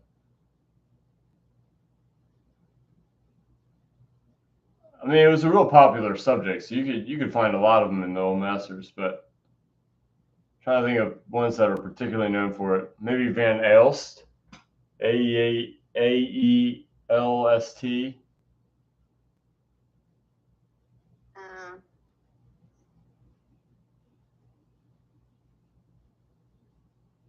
Willem Van Aelst.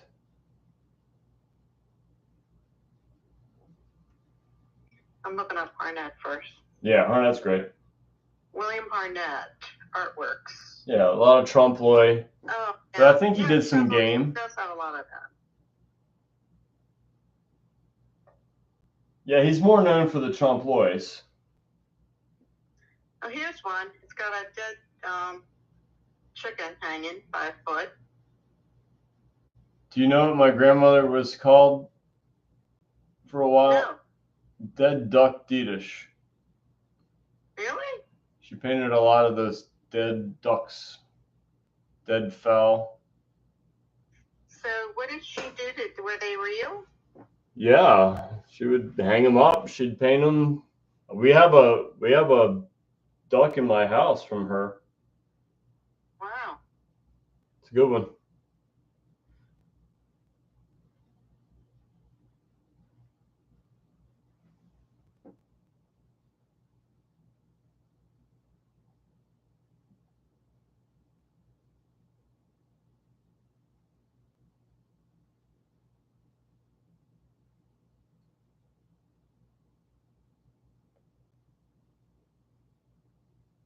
Well, there's some endless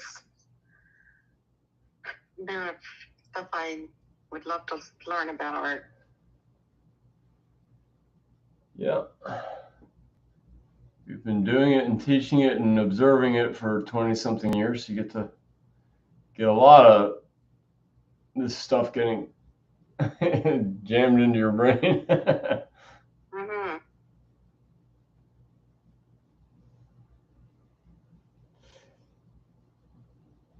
I just can't believe how quickly the years went by already. Yep. It happens fast.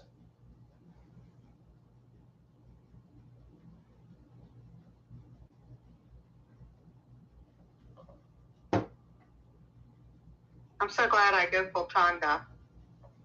We are too. There's no other place I'd rather be.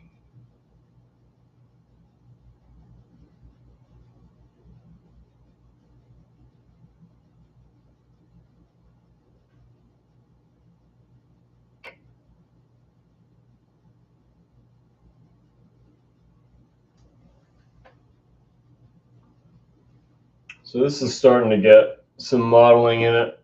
It's starting to get some edges, little distinction. I'm gonna sneak in a little bit of a glow into some of this, like a little bit of red would be nice.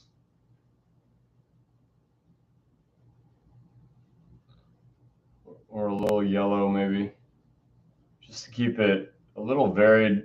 Like, you know, is it facing more shell? Is it cast shadow? Is it facing the basket? It'll take on that sort of baskety color. Baskety, that's a word for you. I know what you mean. Baskety color.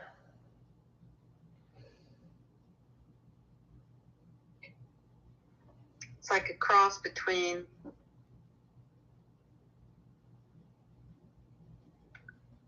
yellow ochre, Yeah, ochre sienna. sienna. White. Here's some whispers. Oh, man. I'm tired. I think it's almost 11. Almost 11. It's been 2 hours. Haven't made much progress. Part of it probably has something to do with that fatigue, but no excuses. Well, you're working on a lot of details now. The shapes are getting small, that's for sure. And Yes. small shapes take time, for sure. Yeah. But this is starting to feel a little bit more integrated because it was very thin paint before, but it'll be even more so when I start just leaving good enough alone for now, although there's some edges I want to fix, like right here. These just look like 3 little dots instead of turning shadows, reflected lights, and cast shadows, but that can also go away with glaze. So if I glaze it again and then put the highlights back on top, it'll turn more pretty pain-free. And then some cast shadows just to give it little crispy edges.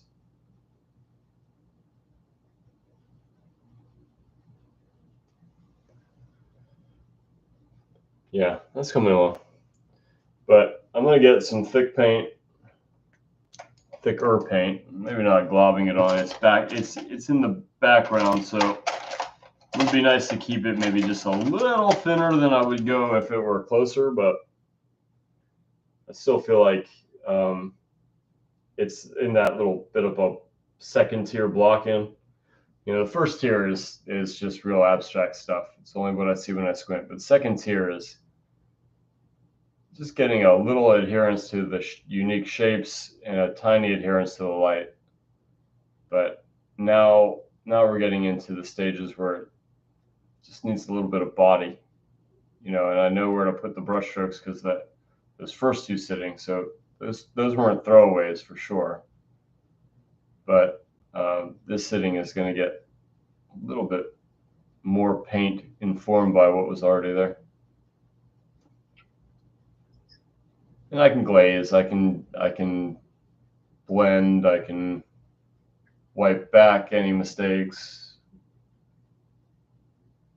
I've got a lot of freedom here.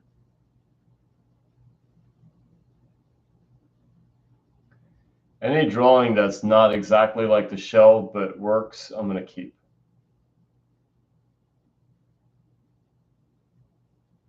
Say that again. Any drawing. If there's a bump or a ridge or a doodle that's extra or missing, but if I step back and it works, then I'm going to keep it. Okay. I don't have any real need to make this exactly like this shell. In fact, it's a pretty unique shell. I don't think anybody would have any expectations, except for there is some repetition like this ridge and that ridge. And there is a little flick back here that I might add that I don't think I was seeing on day 1. That's not there, but I could add it in. But again, would anybody be looking for it? Well, maybe because of the reference to these 2, but I don't really think I would get that criticism. It just depends. Like, if it's different than what I'm painting, is there a good reason for not painting it? Like maybe it really makes no impact, or maybe it's distracting, and then it'd be a strategic decision to get rid of it. But if it's just simply like I'm being lazy and I don't feel like painting it, that's not a good reason.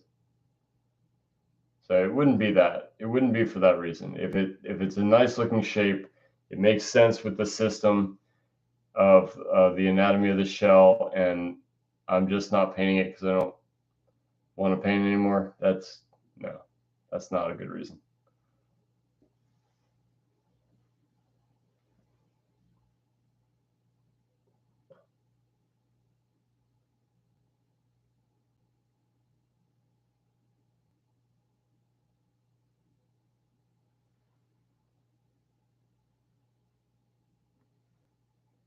A lot of this is half paste.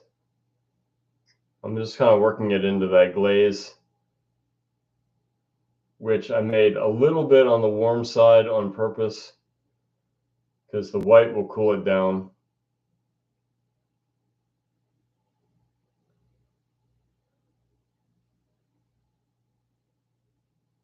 And already it's starting to get a little hint of those ridges, and I'm just kind of going with it. I'm not painting them really that specifically. There are a few that are very specific that I probably will put in before the end of this sitting. But those are real technical too. I could wait. Don't like what I just did. Let me get rid of that. That easily. We need a tiny brush. One of those ridges could look like this. We're going to go over this little bump and then down into this little valley and back up into this little ridge. And then it might sink into a little bit of reflected light.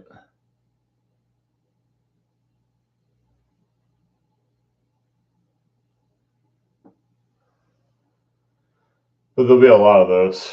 So I don't know if it's worth it to do on this sitting where I'm kind of tired, and that would require a lot of finesse. Well, not a whole lot of finesse, but a lot of just busyness.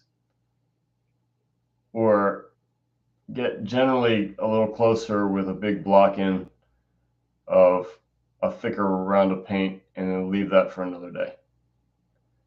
Both seem like equally compelling things to do, especially when there's a lot of ground to cover. This, the lace is going to take forever, but hopefully the shells, especially this far back, I don't know, I hope they aren't quite as technical.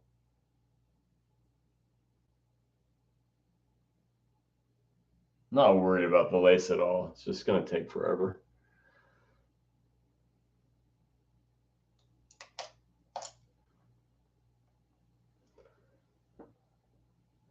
As it has in the past.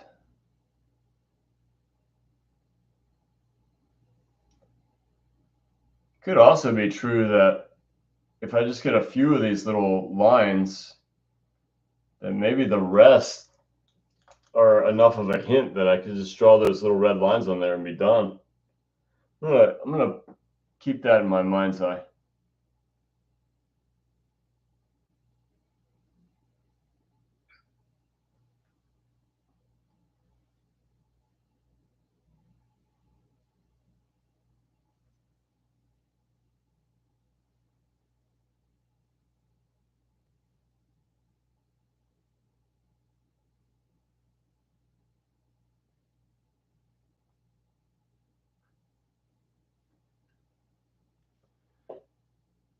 Yeah, come on.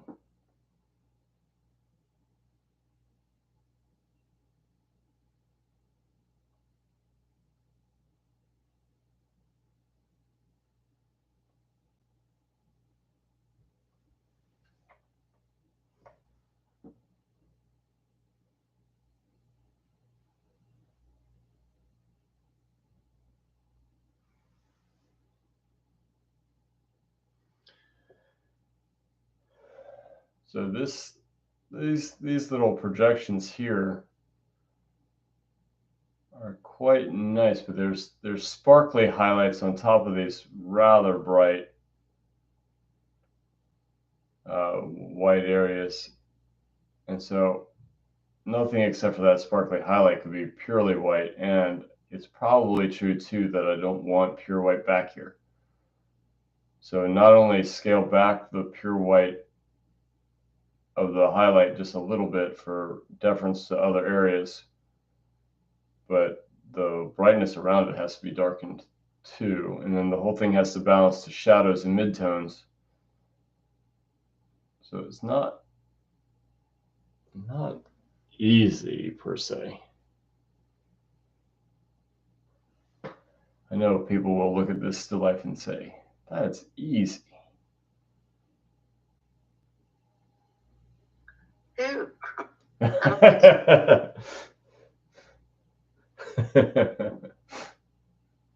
Maybe not on this one. This one has a lot of really technical little things. Some of them harder than others. Like iridescence is really tough, I think. Maybe some people do it over and over and over again. That's just, you know, normal for them. It's tough for me. Do you consider fish to be iridescent? Yeah. Well, it depends on the fish, but definitely, I mean, some fish, definitely. Like that painting by Goya? I think it's like Yeah, three but fish. I think that fish is probably a little bit more iridescent than he painted it. Really? It's a nice painting, though. We've had several students copy it. So I did it. yeah, you did it. I remember. Right. We were talking about just getting a system for those scales.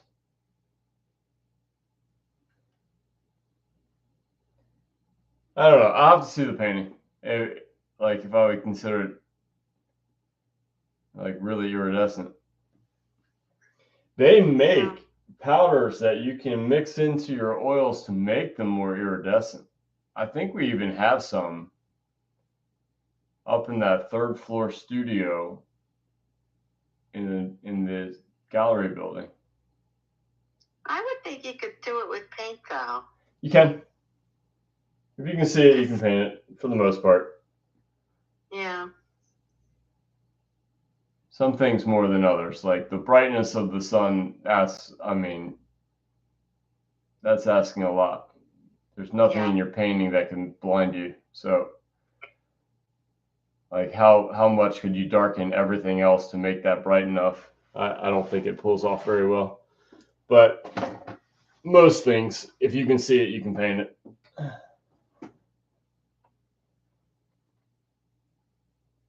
Direct light sources are tough. I mean, candles are definitely doable. In fact, I've done them. And look at De La Torre. You know, he did a lot of candlelight paintings. Usually of skulls and Mary. Well, not. I remember the one of Mary Magdalene. I don't know about.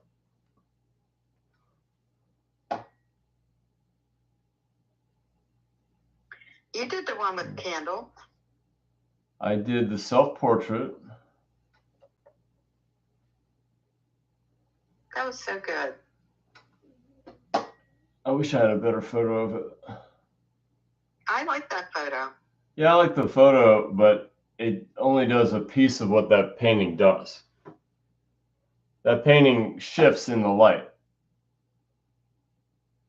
And so the thing that took me forever, well, I mean, I guess relatively. Some paintings took longer, like that girl with the dog. But what was really difficult about that painting was the raw copper in my face. To find areas of a face that can be both a fairly dark middle tone and brighter than pure white is really hard. And so when the copper in my face was activated, it almost looked like sweat. It did. And which Looked works like with you the were theme really of the hiding painting. that. It worked with the theme of the painting really well. Yeah, I thought it was really clever. Well, but the I way you went did it. back and forth and back and forth and back and forth, carving away copper, bringing it back, carving it away, bringing it back, standing back from the painting, shining it in different light sources, all until it worked. But I imagine if Look at, go ahead. I imagine if I did metal leaf paintings as much as like maybe Brad Kunkel, who does, I mean, every piece that I've ever seen has either gold or silver leaf of his. I imagine you get it down to know what it's going to do. For my self-portrait, that was a lot of trial and error.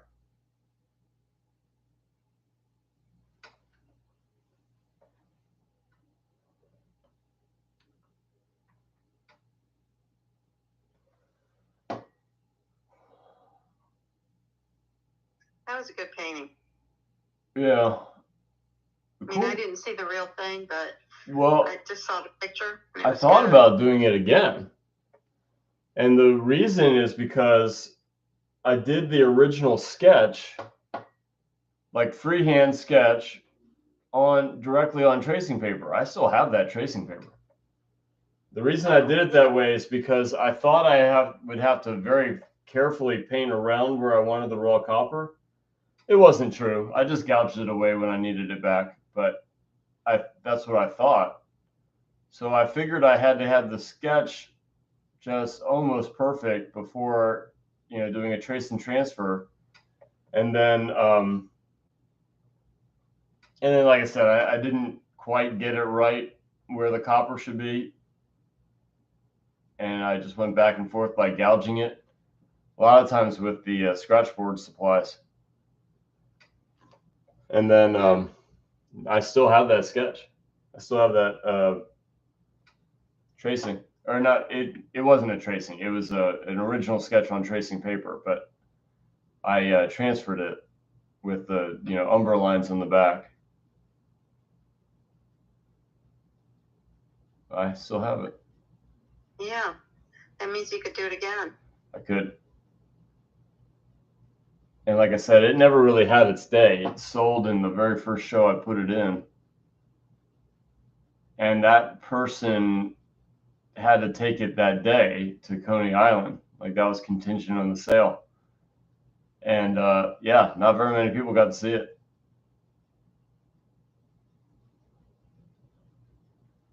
I just didn't think I would be able to sell a self-portrait. It's like, who's going to hang my face in their house? Well,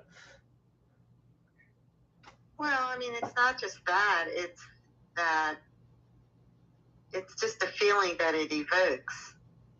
Well, that painting is in a house in Coney Island with a Nick and a Blair and one of my grandmothers. Nice. You're in good company. Yeah.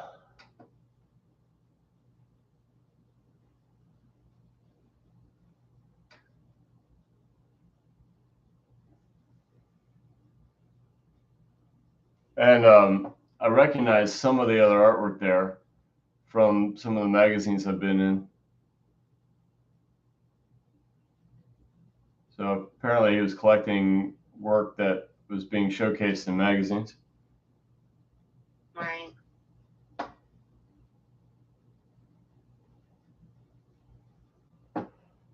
Nice guy. We visited him in Coney Island. It was a fun trip. You mean you and Bev? Uh-huh. Mm-hmm. Yeah, we took a trip to see her family in Long Island. And since we were nearby, we figured why not stop at Coney Island and visit this person.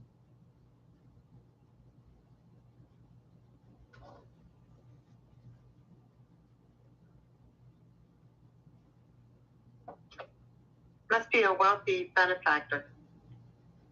Well, I'd call him a benefactor if he bought, multiples, but yeah, I enjoy being a part of that collection for sure.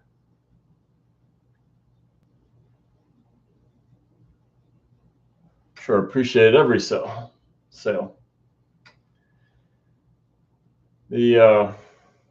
the downside of that painting is it really, one photo can't do it. It has to be multiple views. I did find another view, but it's got different areas that are lit up, but it's not a very good photo. It's glary. So part of it's not very visible. But if I hunt it down, I'll show it to you. Okay.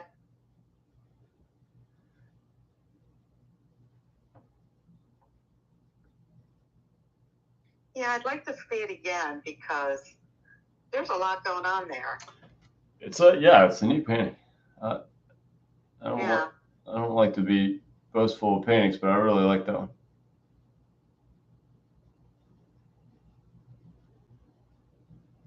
I have the girl, the Japanese girl, I guess. What's her name? That little study from the student. Man, there's some anatomy problems in there. She only posed one time. Yeah, she only posed one time, and it was a fairly short sitting, I think. Yeah, it's a portrait that you did. Yeah, of Yuri. I love that. Yeah. I have that. I already have it hanging in my room. Yeah, you put a frame on it? What's that? You put a frame on it? No, I don't. Well, I have. It's not really hanging. It's Oh, okay. on top of the couch. I was gonna say, because did I cut that to a regular size? I said I was going to, and I never did. I don't think. It's just the same as you had it. Yeah. But I have it. So, if you want me to, if you want to measure it out, or if you want to bring it back, and you want to see if it fits in 11 by 14 or 12 by 16, 14, 18, probably 12/16 would work. Then you put a ready-made on it. Let you know. Yeah, we even probably have a 12/16 lying around. 14/18 is a little trickier to get, but it's a nice size. It's a really nice painting too. Yeah, thank you. I mean, I don't know why you are surprised, but because I did it so long ago, and yeah, there's some things I'd want to adjust. I don't want you to touch it. I like it just the way it is. Well, by the way, I'd be a total hypocrite if I didn't just say thank you so much, because that's the right response. I know it's hard to do that sometimes. Absolutely. But I did want to tell you that my deer that I'm working on, that's an 8x8. I ordered a frame for it. Great. So you found an 8x8? Yeah. I wouldn't think you'd find a ready-made for that. Yeah, it's a gold frame. Cool. I ordered several, so I can show you what it's going to look like. Great. I think I got it from Jerry's. Jerry's Artorama. Jerry's or Cheap Joe's. Yeah, I think it was Jerry's. I like their name. Jerry's Artorama. Jerry's Artorama. It sounds so I don't know, like salesy. Come What to did you Jerry's say? Artorama. It reminds me of Tower Records for some reason. Oh yeah. I don't know why. The last The name, I time mean. I ordered from Jerry's Artorama was that frame debacle. What are you talking about? We bought a ton of I said frames. I said the wrong thing. It was easels. I tried. This was my big effort. I was going to improve the quality of the school. I was going to replace every easel we had with nice, fancy H-frame easels.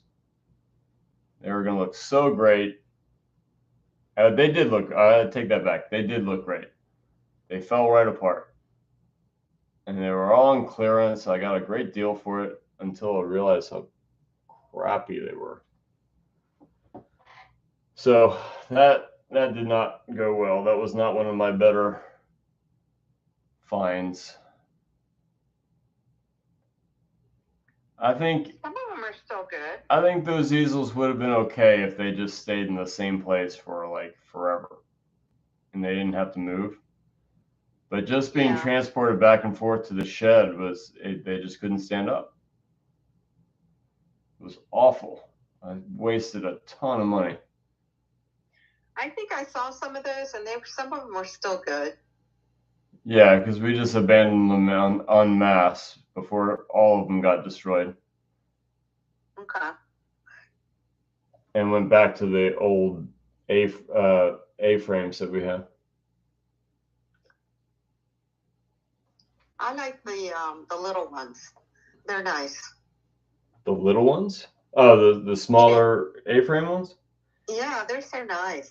They used to work a lot better. We had somebody, out of the kindness of their heart, they were going to help, restore them and make them work better, but they work worse. Because he put some kind of bolt in them that it doesn't tighten very well. Oh, are you talking about the guy that made the pallets? Yeah, out of respect for the dead, I don't want to. I liked him a lot. He was a nice guy. I don't want to say anything bad about him. But. No, I know. I love his easels. I mean, not his easels, his pallets. Pallets, yeah, those are good. Oh, Kyle's put together some really nice ones. I know, they're gorgeous. I mean, they're very pretty. I mean, they look like shit. Yeah, that's what he would say. That means nicely done. I really like it. Yeah. They have the counterweights and all that. Yeah, they're really well done. They're really nice. They're gorgeous. His crochet is looking really good. Thanks. Hey, I have a YouTuber. Great. Welcome.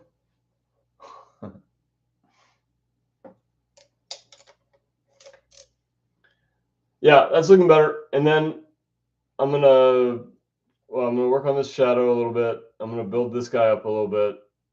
This just needs a little highlight. I think, I'm gonna make the tip distinguish from the background a little bit better. Just a little bit of push-pull. This needs all the dots. The dots are gonna be a pain. Out here, they kind of run together and get pretty weak. In here, they're pretty bold. And here, they get the little cast shadows. So each region has its own little perspective idea. But it's not going to be hard. It's just going to be, again, I've got a good system that I got to paint. And it's going to start, I'm going to put them in, and they're going to look terrible. And then I'm going to do more, and then it's going to look better. And then I get the problem solved from there. The thing is that when you start those repetitive patterns, a lot of times you just got to expect it to look bad before it looks good. It needs that busyness in order to work. And until that gets in there, yeah, you might be thinking there's just no way this is going to work. Just keep moving forward. But you'll see. I'll get that in sometime soon.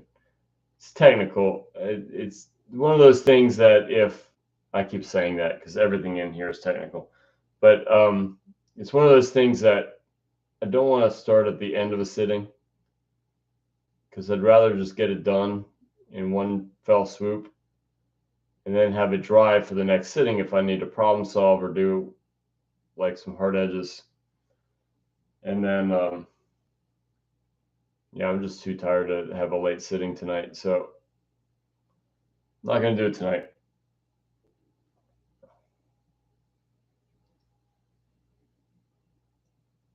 Hans, I think I'm gonna jump off. Okay. Okay, sounds good. Thanks for joining. Right, I'll see you Thursday, I guess. See you Thursday. And you're in the workshop till Wednesday? Till end of the day, Wednesday? Wednesday. Yeah, okay. Well, have a good workshop. Tell David hi. I will. Thank you. Bye. Bye. Bye, Liz. Bye, Lucian. Yeah, I'm still working on the basket. Great. And I did some drawing corrections. Yeah. Well, I mean, you're never going to put it in perfect. I mean, I was doing some drawing corrections up here today, and I had to reinforce the reflected lights in here. I might still do some more. There's a little lack of clarity in here that I'm just going to see what it looks like when I get more stuff done. Yeah. And, wow, that was bold.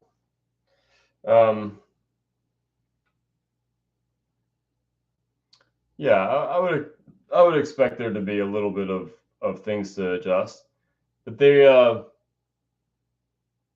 joy of it for me is to try some things, understand that they're going to be just suggestions for a while. It's it's not overly important for me to get everything right off the bat. Some artists that would really bother them. They want to get it a perfect drawing, trace and transfer that onto their painting panel, and then they hopefully don't have to make very many adjustments. But I don't know, it's not the way I like to work.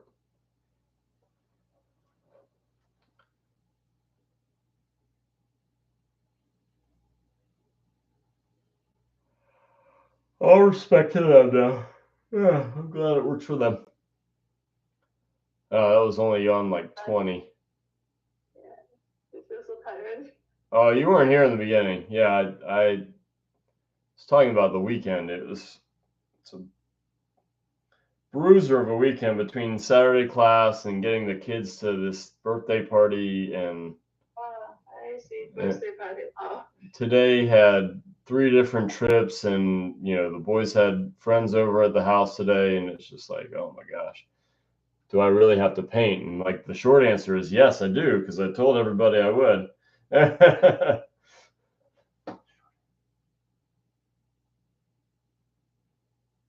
I mean, I think I'd get a pass if I said I just really can't do it, but I could. I'm just gotta yawn 30 times in a video and bellyache about how tired I am.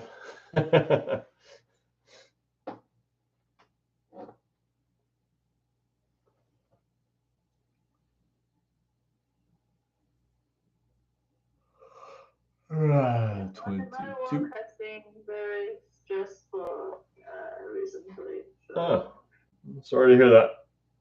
Yeah, that's why it's usually over the weekend.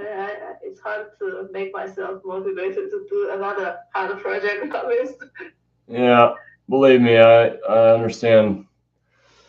I understand that part of it. Maybe not specifically what you do or how you feel, but yeah, being tired and being like, oh, I just can't do it. I get that part. Yeah, but I think painting together with you makes me feel better. Good. Hey, great. And seeing my teacher is so hardworking, so I should do something.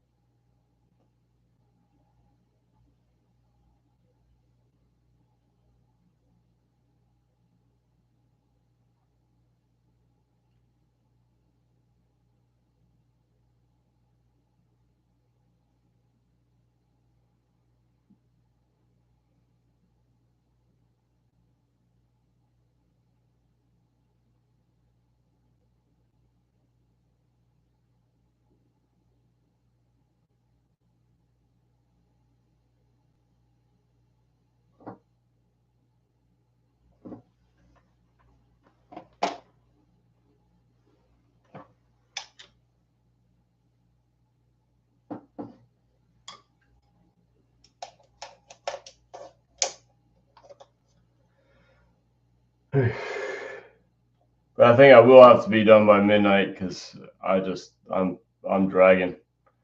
Yeah, I won't do much since I have to work tomorrow too. Yeah. Yeah, I will just. I'll address tomorrow, but I'm tired tonight.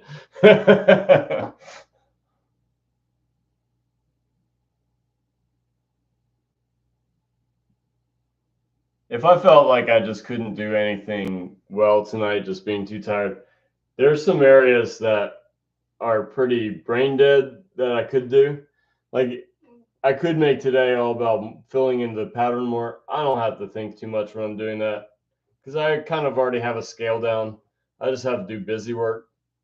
So that would have been an option. I could have, solidified the background more. I could have done, these dots on the urchin.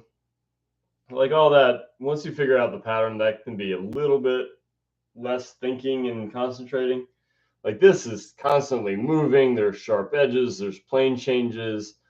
There's that worry about getting too bright compared to other compositional elements. Although that's not the big concern because I'll just glaze it. But there's a lot more to concentrate on this shell than others. And there'd be a compelling reason to say, not tonight just because I'm so tired, but I really want to get this foundation of paint down so I can get to the detail. And I definitely don't want to figure that out wet on the wet. I want that to be thoroughly dry and be able to just superimpose the little details on top with glazes. So it's a timing thing. And I was saying, I guess you were there. You were just concentrating on your painting, but I was saying that I don't want to start the dots on here and have to stop like midway through and call it a night. And I also don't want to be, oh shoot. You still there? Yeah, I'm there. I didn't realize when I moved the table, I unplugged my phone and it's almost out of batteries. So I got to take a small moment, plug that back in.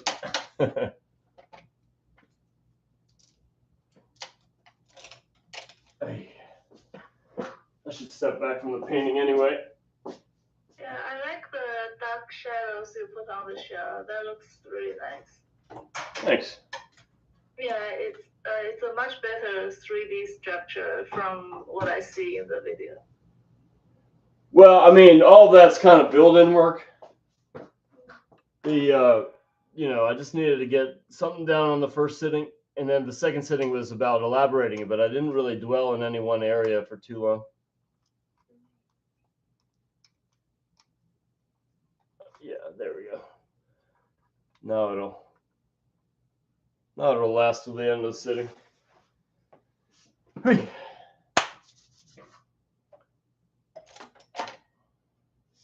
I had a problem with my setup earlier. I was just painting along on the basket, and something was really off. Something shifted. I guess when I moved the cloth, it shifted the basket weave a lot, but it was really throwing me off. Not that I can't adapt. It was just I realized that I was copying, but it was different than what I was painting before.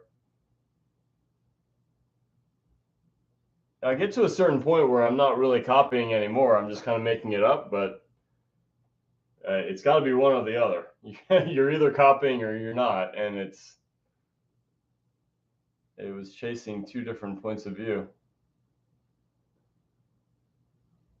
That doesn't work. Yeah, I think sometimes when I realize in the middle of my painting that the joining lines cannot fit, it was a terrible feeling. Yeah, no, I can see that being a terrible feeling. The thing is like if you treat those early shapes as really big abstract shapes, then a lot of times the elaboration you're not protecting any of those early shapes. So just drawing on top of them, you're not looking for any of them to be accurate. So yeah, I mean, if you have that mentality, you're not protecting anything. You're not going to lose any hard work. That's usually my solution to that kind of thing. It's like the drawing lines aren't supposed to fit yet. They're just supposed to be suggestions. But now this is starting to get to that point where I really don't want to move things around. Like I made the first sitting really blocky. The second sitting was a matter of just kind of honing it in a little bit. And then this is just elaborating those squint level shapes. And really important for me to work in that way so that I don't feel like any shape has to be right in the beginning.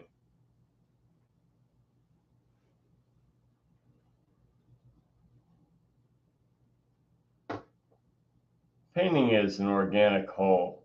Like it's not gonna be a collection of really great looking parts. It's gotta work cohesively. You know, you invite people in to see those details.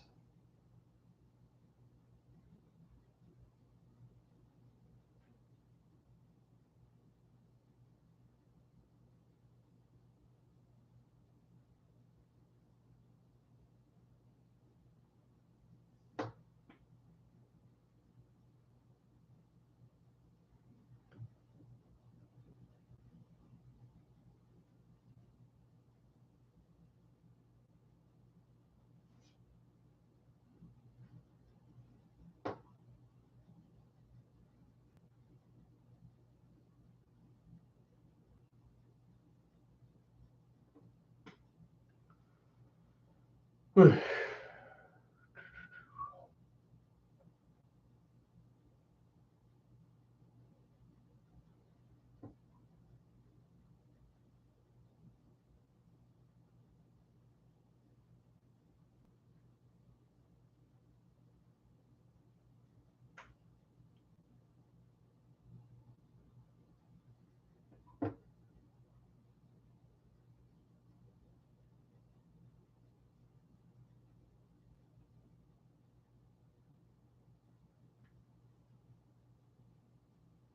Oh, by the way, Hans, is there an online website to submit the rabbit painting for the animal show? Yeah, okay. So I thought Andy would have it up by now.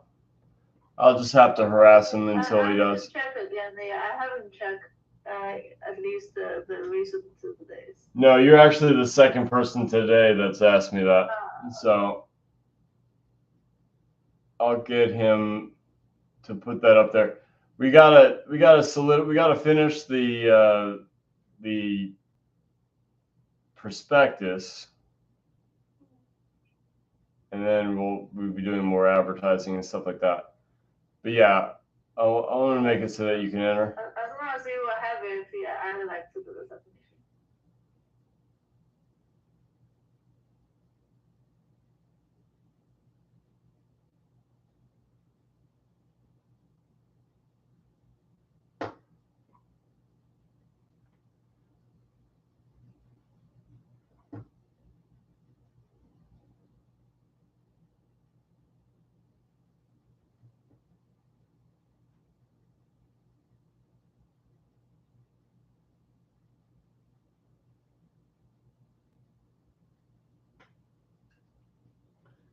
This little shape that's in here would have been totally optional, and it might very well be that it'd be better to get rid of it, even though it's there. So it's one of those things that I was just mindlessly copying. If I was more intentional, I would have probably eliminated it. It's really not necessary for this shell. I'm not sure it's helpful for the painting. So that's where being real intentional, real mindful really helps.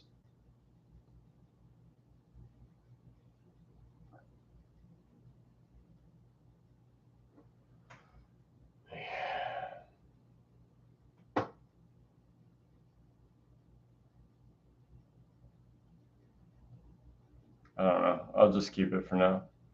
Just get rid of it some other time truly doesn't work.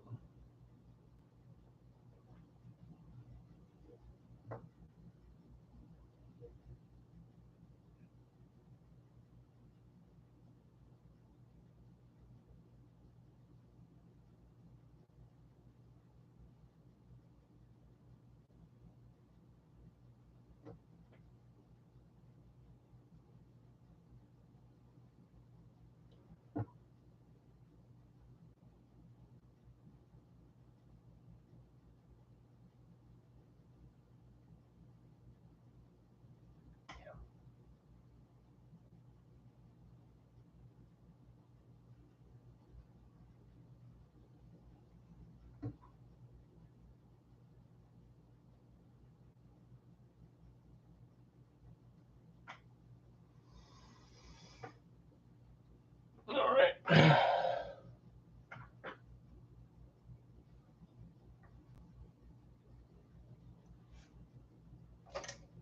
What is, that's the phone.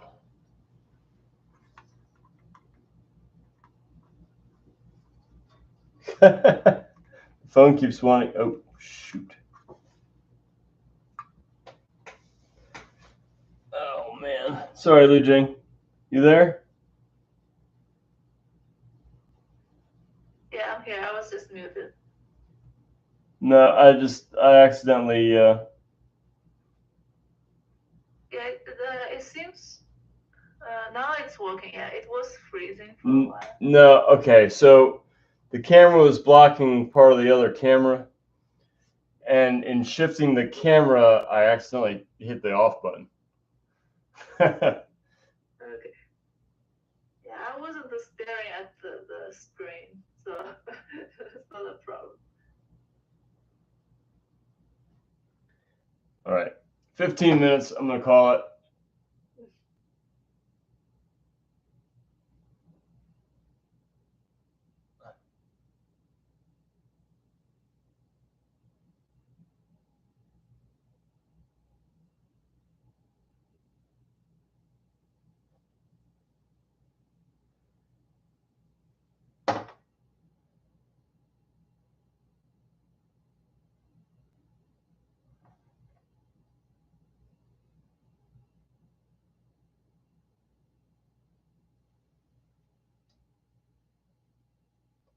Giving this a very, very slight outline, just to give it sharp edges. If you look at the work of like William Bouguereau, you'll see these really faint outlines. And it's not like his painting doesn't have any depth. Of course it does. But when you look closely, those lines give it a little bit of a crispness, really sells the plane change. And so this is a fairly flat plane, so it instantly changes from one plane to the next. So it's nice to have that little bit of crisp edge. I'm going to do that with just a little like white outline. Yeah, that's really hard to make. If your drawing is not that correct, that accurate, then it causes problem. Well, especially if you get all of your coffee, all of your energy from coffee. Although, were you able to tune in at all for the Friday figure? The what? For the figure painting on Friday? No, I wasn't there. Okay, well, I was proudly displaying my brand new maul stick. The students, we had a 3D scan of one of our real skulls, and it was, you know, a small version of it. And I kept joking. I wasn't even joking. It was something that I really intended to do. I just said it for so many times, it just never got done. That I wanted to embed it, glue it onto the top of a maul stick, and it would just be the coolest thing. Well, they did that for me. So all throughout the pose on Friday night, I was proudly displaying my maul stick that had this skull on the top of it. Love it.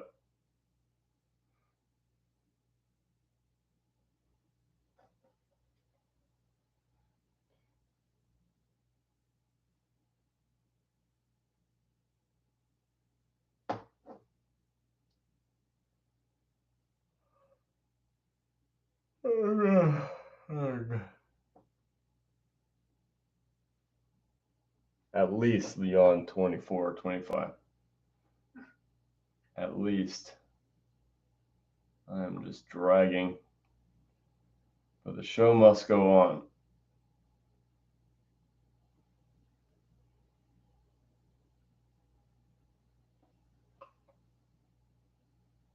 For good reason. The kids had a fun weekend. Yeah, I think that's really important to them to have a nice birthday party, right?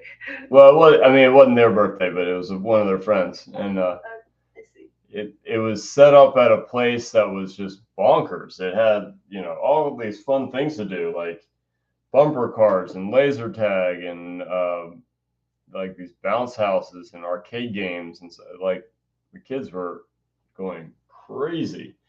So I thought they were going to crash, but no, they were so jazzed that I couldn't get Ollie to sleep by a decent time. And then by the time he finally did, it was just like, oh, I don't want to paint.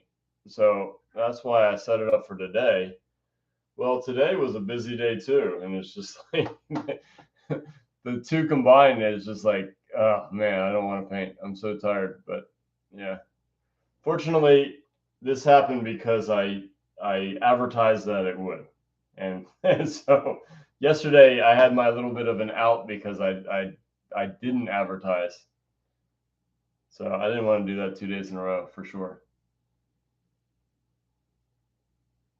It would be so much better if I kept all my this painting going on every Saturday, but yeah, I just didn't want. After that, getting Ollie to sleep, it was just like, I don't wanna. So today it was like I could have easily done that again, but didn't. Did the right thing.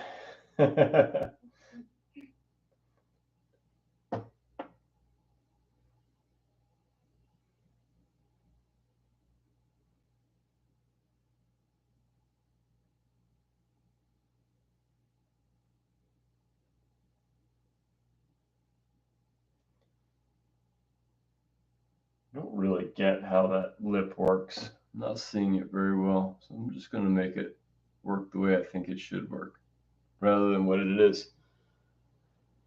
Yeah, that worked better. Yeah, I can take a photo of my drawings now. Yeah, okay. I'm not sure if I'm making much progress. Basket weaves can be a little on the slow side. This isn't moving fast anymore. This painting. Same reason. It's just got a lot of little busy things going on, and those things just take time. Like if you're gonna go pretty realistic, they just take time.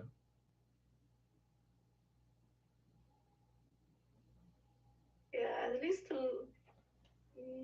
the perspective looks a bit nicer than last time. Yeah. Again, when it gets blocked in so simply, I don't really expect it to work 100% yet. And then I build that next shape into it, and it gets a little bit more so. And then the smaller details, I keep seeing more and more and more ways of adjusting smaller shapes that make it more accurate as it goes. So I am conscious of the perspective, but I'm also not going to be so, I don't know, wed to tiny little shapes that there's some things that I can let go for the early two sittings. So I talked about this a lot early in the video, saying like things like this. I started the basket here, but by the time I got down here, it didn't give me enough space for these little openings for the shells to come through the basket, and that was important enough for me to adjust it. Well, then this should be the thicker part of the weave, and that should get slightly tapered as it curls away from me. But I didn't bother changing it like until today. I started trimming those down, mostly because there's so much of the painting to just keep moving forward with. So for a little while, that perspective really didn't work, and that was okay. I just kept it in my mind that, well, because I put these little holes in, that I would have to adjust this eventually, but not now. I don't have to do it now. So there's definitely going to be some things, unless you feel like every section has to be perfect, that you're just going to get back to and make it better. And yeah, you just hopefully don't forget. You know, I guess that would be a problem, but well, 5 minutes. I can keep painting for 5 minutes. Oh, I do want to see your painting though. I sent it to you. Oh, you did. I'm still working on that. Yeah, but How'd you send it to I me? already sent. With text? Yeah, it was text. Did I send to you? You did. I think so. I just my screen had Zoom on it, so I see.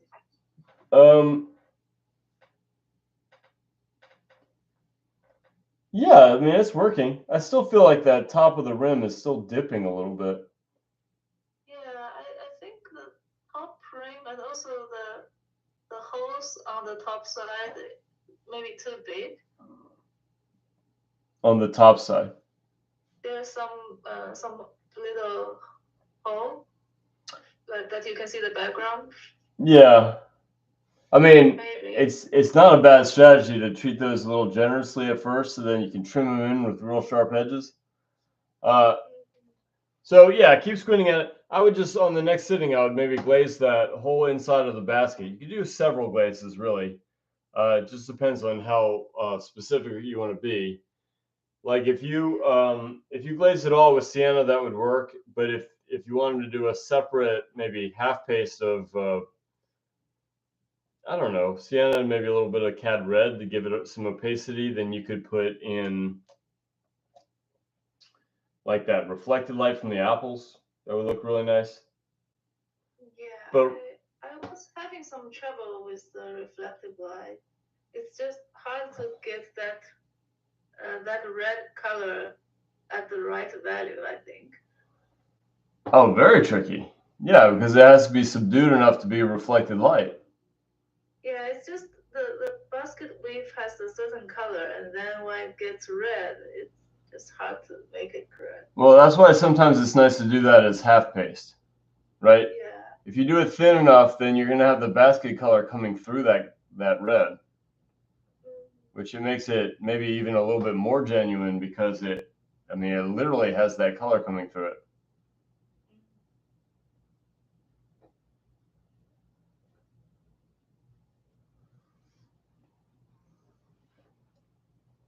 You know, I'm going to do a nice little experiment here. I'm going to make it really glow in here. If I have to subdue it, it'll just be a glaze. But I'm going to get really luminous in here.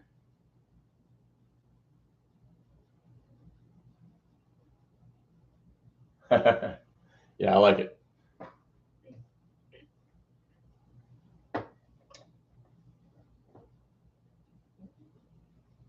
Okay. I'm not sure if I want to paint another basket. That's what I said about lace many, many, many times. And I here, haven't even get to the lace. and here I am painting it for like the 7th or 8th time. I should really know the answer to that, but I don't. Are you also going to do the lace on the table surface? Yeah, but that's in perspective, so it's a lot more subtle than this. Okay, but you still have to do that, right? Otherwise, it doesn't look correct. Yeah, no, it needs it. Basically, what I need to do is continue these patterns, but foreshortened. And it's almost just going to be a gray where the mesh is. I'm not going to bother doing individual little holes. But every once in a while, it wasn't in the original setup, but since I shifted this tablecloth, there's little ripples, little wrinkles that start getting in front of the basket weave. And that's where I might start getting back into the little dots. But back here, that's just a suggestion. So I'm going to squint at it. I'm going to get it somewhat close, and then I'm going to evaluate if I need any more than that. But less is more on something that's that subtle, because referencing this, as long as I nail the beginning and then just put some shapes back there, it'll feel like it's accurate. At least, you know, accurate enough for my taste, for one, and for two, to somebody who's never seen the setup. I think it'll pull off. You know. So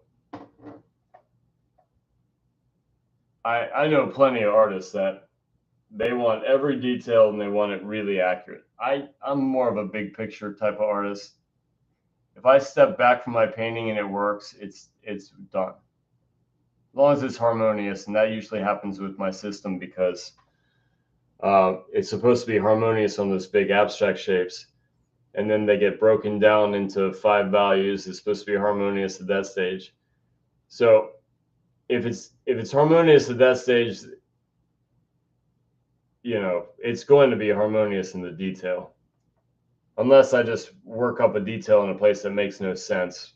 That, I guess that happens, but I'm going to just spend the rest of this sitting. I'm going to bring together the background just a tiny bit because there's oddness back there. And then I'm going to call it because, again, I don't want to start another technical area.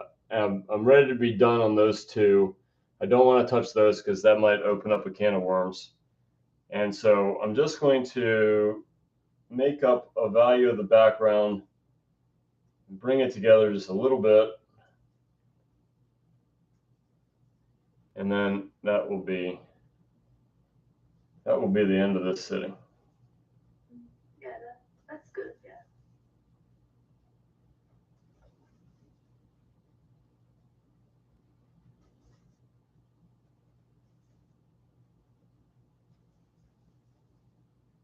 It's purple.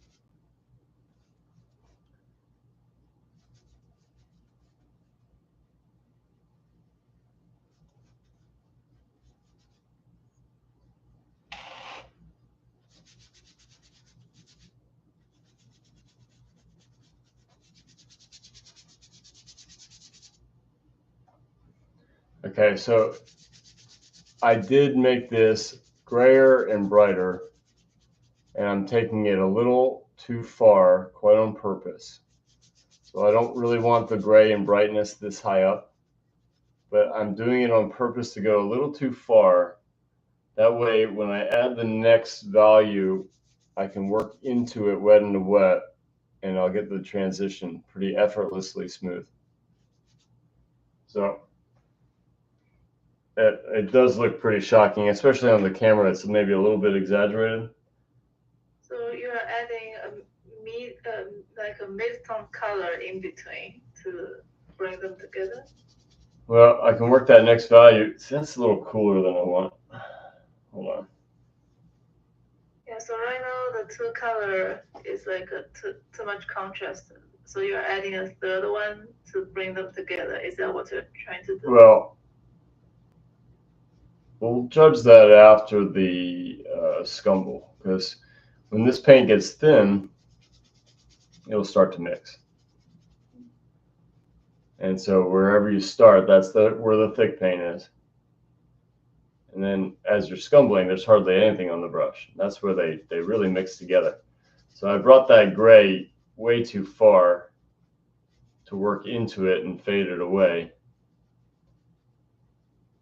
Now I like the richness up here. So one other strategy I can do is, instead of doing this same system of working wet into wet, the alternative is to use the paint rag and just make it almost no paint. And so I'm going to work that in too. I thought the background was a little too green, and now I think it's a little too blue. So I'm just kind of playing until I get what I want.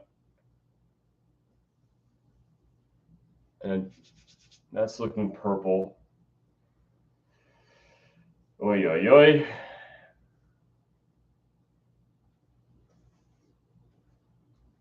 And I like how dark that is.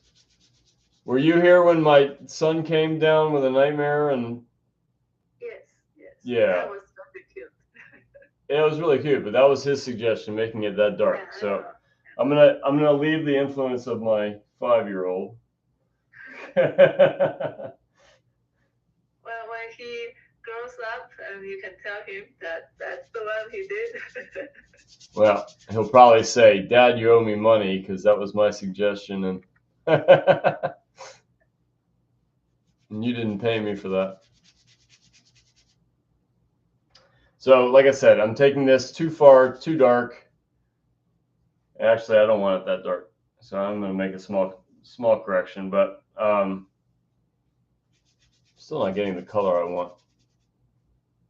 There was a weird moment over here because in the original drawing, there was a bit of a shell sticking out of the basket, which I might still do. But I didn't feel like painting around it, and it was getting late in the sitting, and I didn't want to redraw or carefully avoid it. So I just blasted right through it and got rid of it. And like I said, I might put it back in. Just not ready to do it. So one strategy I could do, instead of meticulously color matching, I could just get this background a little bit too bright, and then I could glaze it and get that nice sort of airy scumble to it. And so I'm not terribly happy with what I'm doing right now. And I think it's just I'm fried, and I'm not taking the steps that I need to do to make it exactly what I want.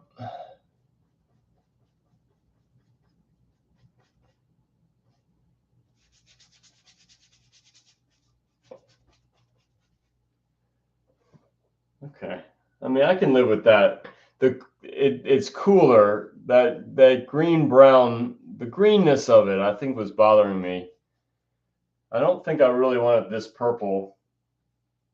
I guess I got to really figure out what I do want.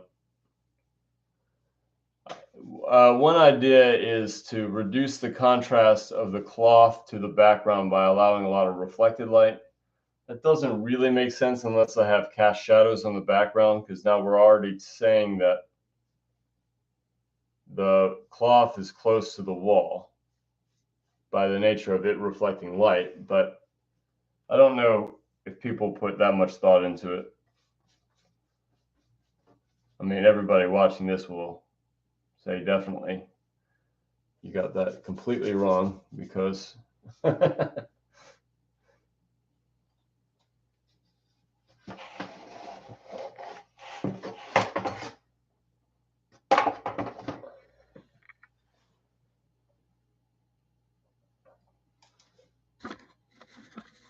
I should not have done that. It was hanging on by a thread. Ha! I got away with it. It says I've been on for 3 hours. Oh, it's past midnight. That's why.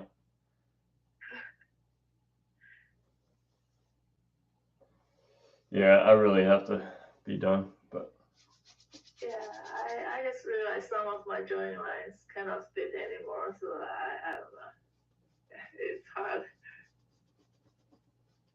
yeah, I'm definitely painting a little sloppy right now, and I don't really feel like fixing it because I don't don't have the energy to keep going.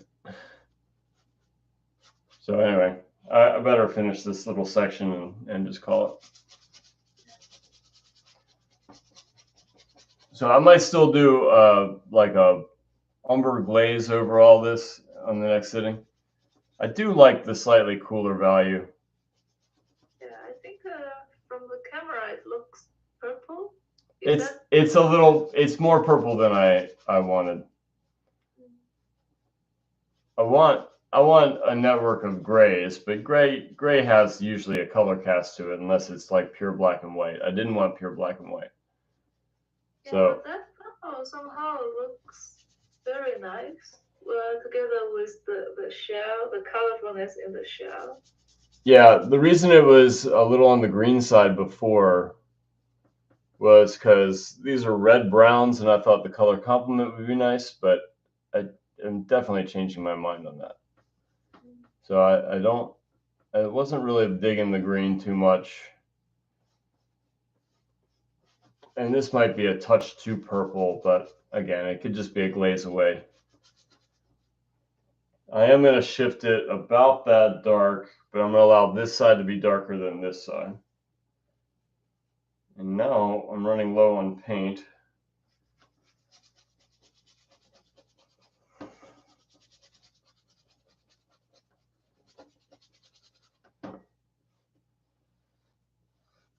I kind of like it sometimes when the background has that nice sort of airiness to it, that scumble. Yeah, I like that a lot. I usually have trouble to maintain that. Well, I mean, right now I'm losing it, but I could always put it back in. So that's what a glaze will do. So let's just say this purple isn't perfect. I can identify what properties I want to add on top of it and let those properties tweak the purple into what I want. And then I'll get my airiness back because I'll do it as a glaze. This is opaque paint, so it's not going to be a glaze. It's going to be a little bit more solid, and I'll lose that little bit of airiness to the brush, the scumble. But I don't know. It's always a work in progress until I surrender.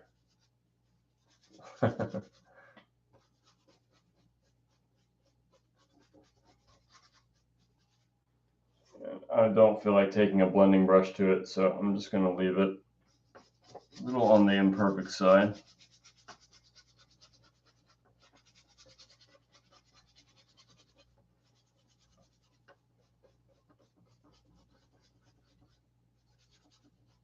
Minor little shifts back here probably won't read too well under our glaze. Major ones will. So I just want to make sure not to leave the major ones. Kind of like that it's shifting from blue to purple. Yeah, So maybe the purple isn't so bad. Well, I mean, I've mentioned that already probably like 3 times, in that you never know what it's going to look like after you get some of the other elements in. I mean, sometimes you can anticipate it, but I usually leave mistakes until, I'll take a guess. It might look a little off, but I usually don't fix it until I get other things in, because, my perception of it is definitely going to change with other elements. So as I was blocking this in, this is starting to work a little bit better, or at least some insights where I'll have a better sense of where I'm going. And so, yeah, that purple is looking better now that it's shifting from this like blue to purple. But I do want the airiness of a scumble. I'll do that with a glaze. I think I need to bite the bullet and get a little bit more white on my palette just to finish the job, and then I'm going to sign off and hopefully sleep well. That's always been a little bit of a hard guess for me whether that's going to work. Sleep. I'm not a great sleeper, but tired enough to sleep, that's for sure.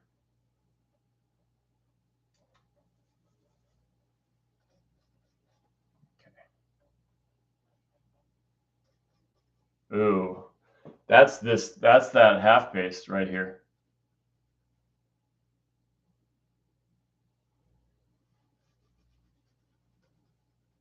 Because I have a big glob of it. I made a ton of it so that I wouldn't risk running out and having to color match.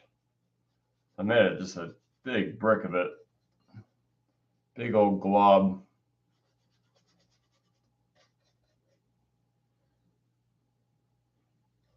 Yeah, I don't think I want it this purple. But I'll have a better sense of where I'm going on next time.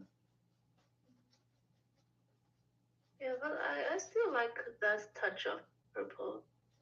Yeah, I just think it's a little too Yeah, rich. maybe, yeah, just to reduce a little bit. Yeah, I think Umber will do that just fine. And then it's getting, that transition there. But like I said, I don't always have to do it by adding. I can just wipe off, and that half paste will get really weak, and then the transition will get better. And then I preserve all this darkness here, but it has a better shift to get to there.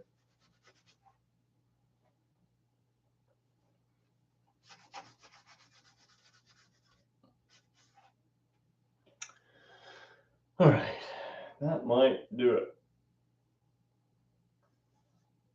Yeah, next time I might work on the apples again, just to make the whole painting look nicer. Well, that pop of red on that main apple really helps bring it together. Yeah. I think the one on the front already looks much nicer. Yeah, and just work on the transitions and highlights and stuff like that. Yeah, but looks great. I mean, I like what you're doing. I haven't even started the lace. Yeah. Well, nervous. You gotta start sometime. Yeah. It's not as bad. Okay. My biggest chief concern is how boring it is. I think you'll have a fine time getting it started. I mean, I think you'll do fine getting it to a nice finished product. It's just, for an entire span of lace tablecloth, it just takes a lot of time. Once I get my system down, then I'm usually pretty efficient getting to the finished product. It's just, that's already like 1,000 little brush strokes. Boring.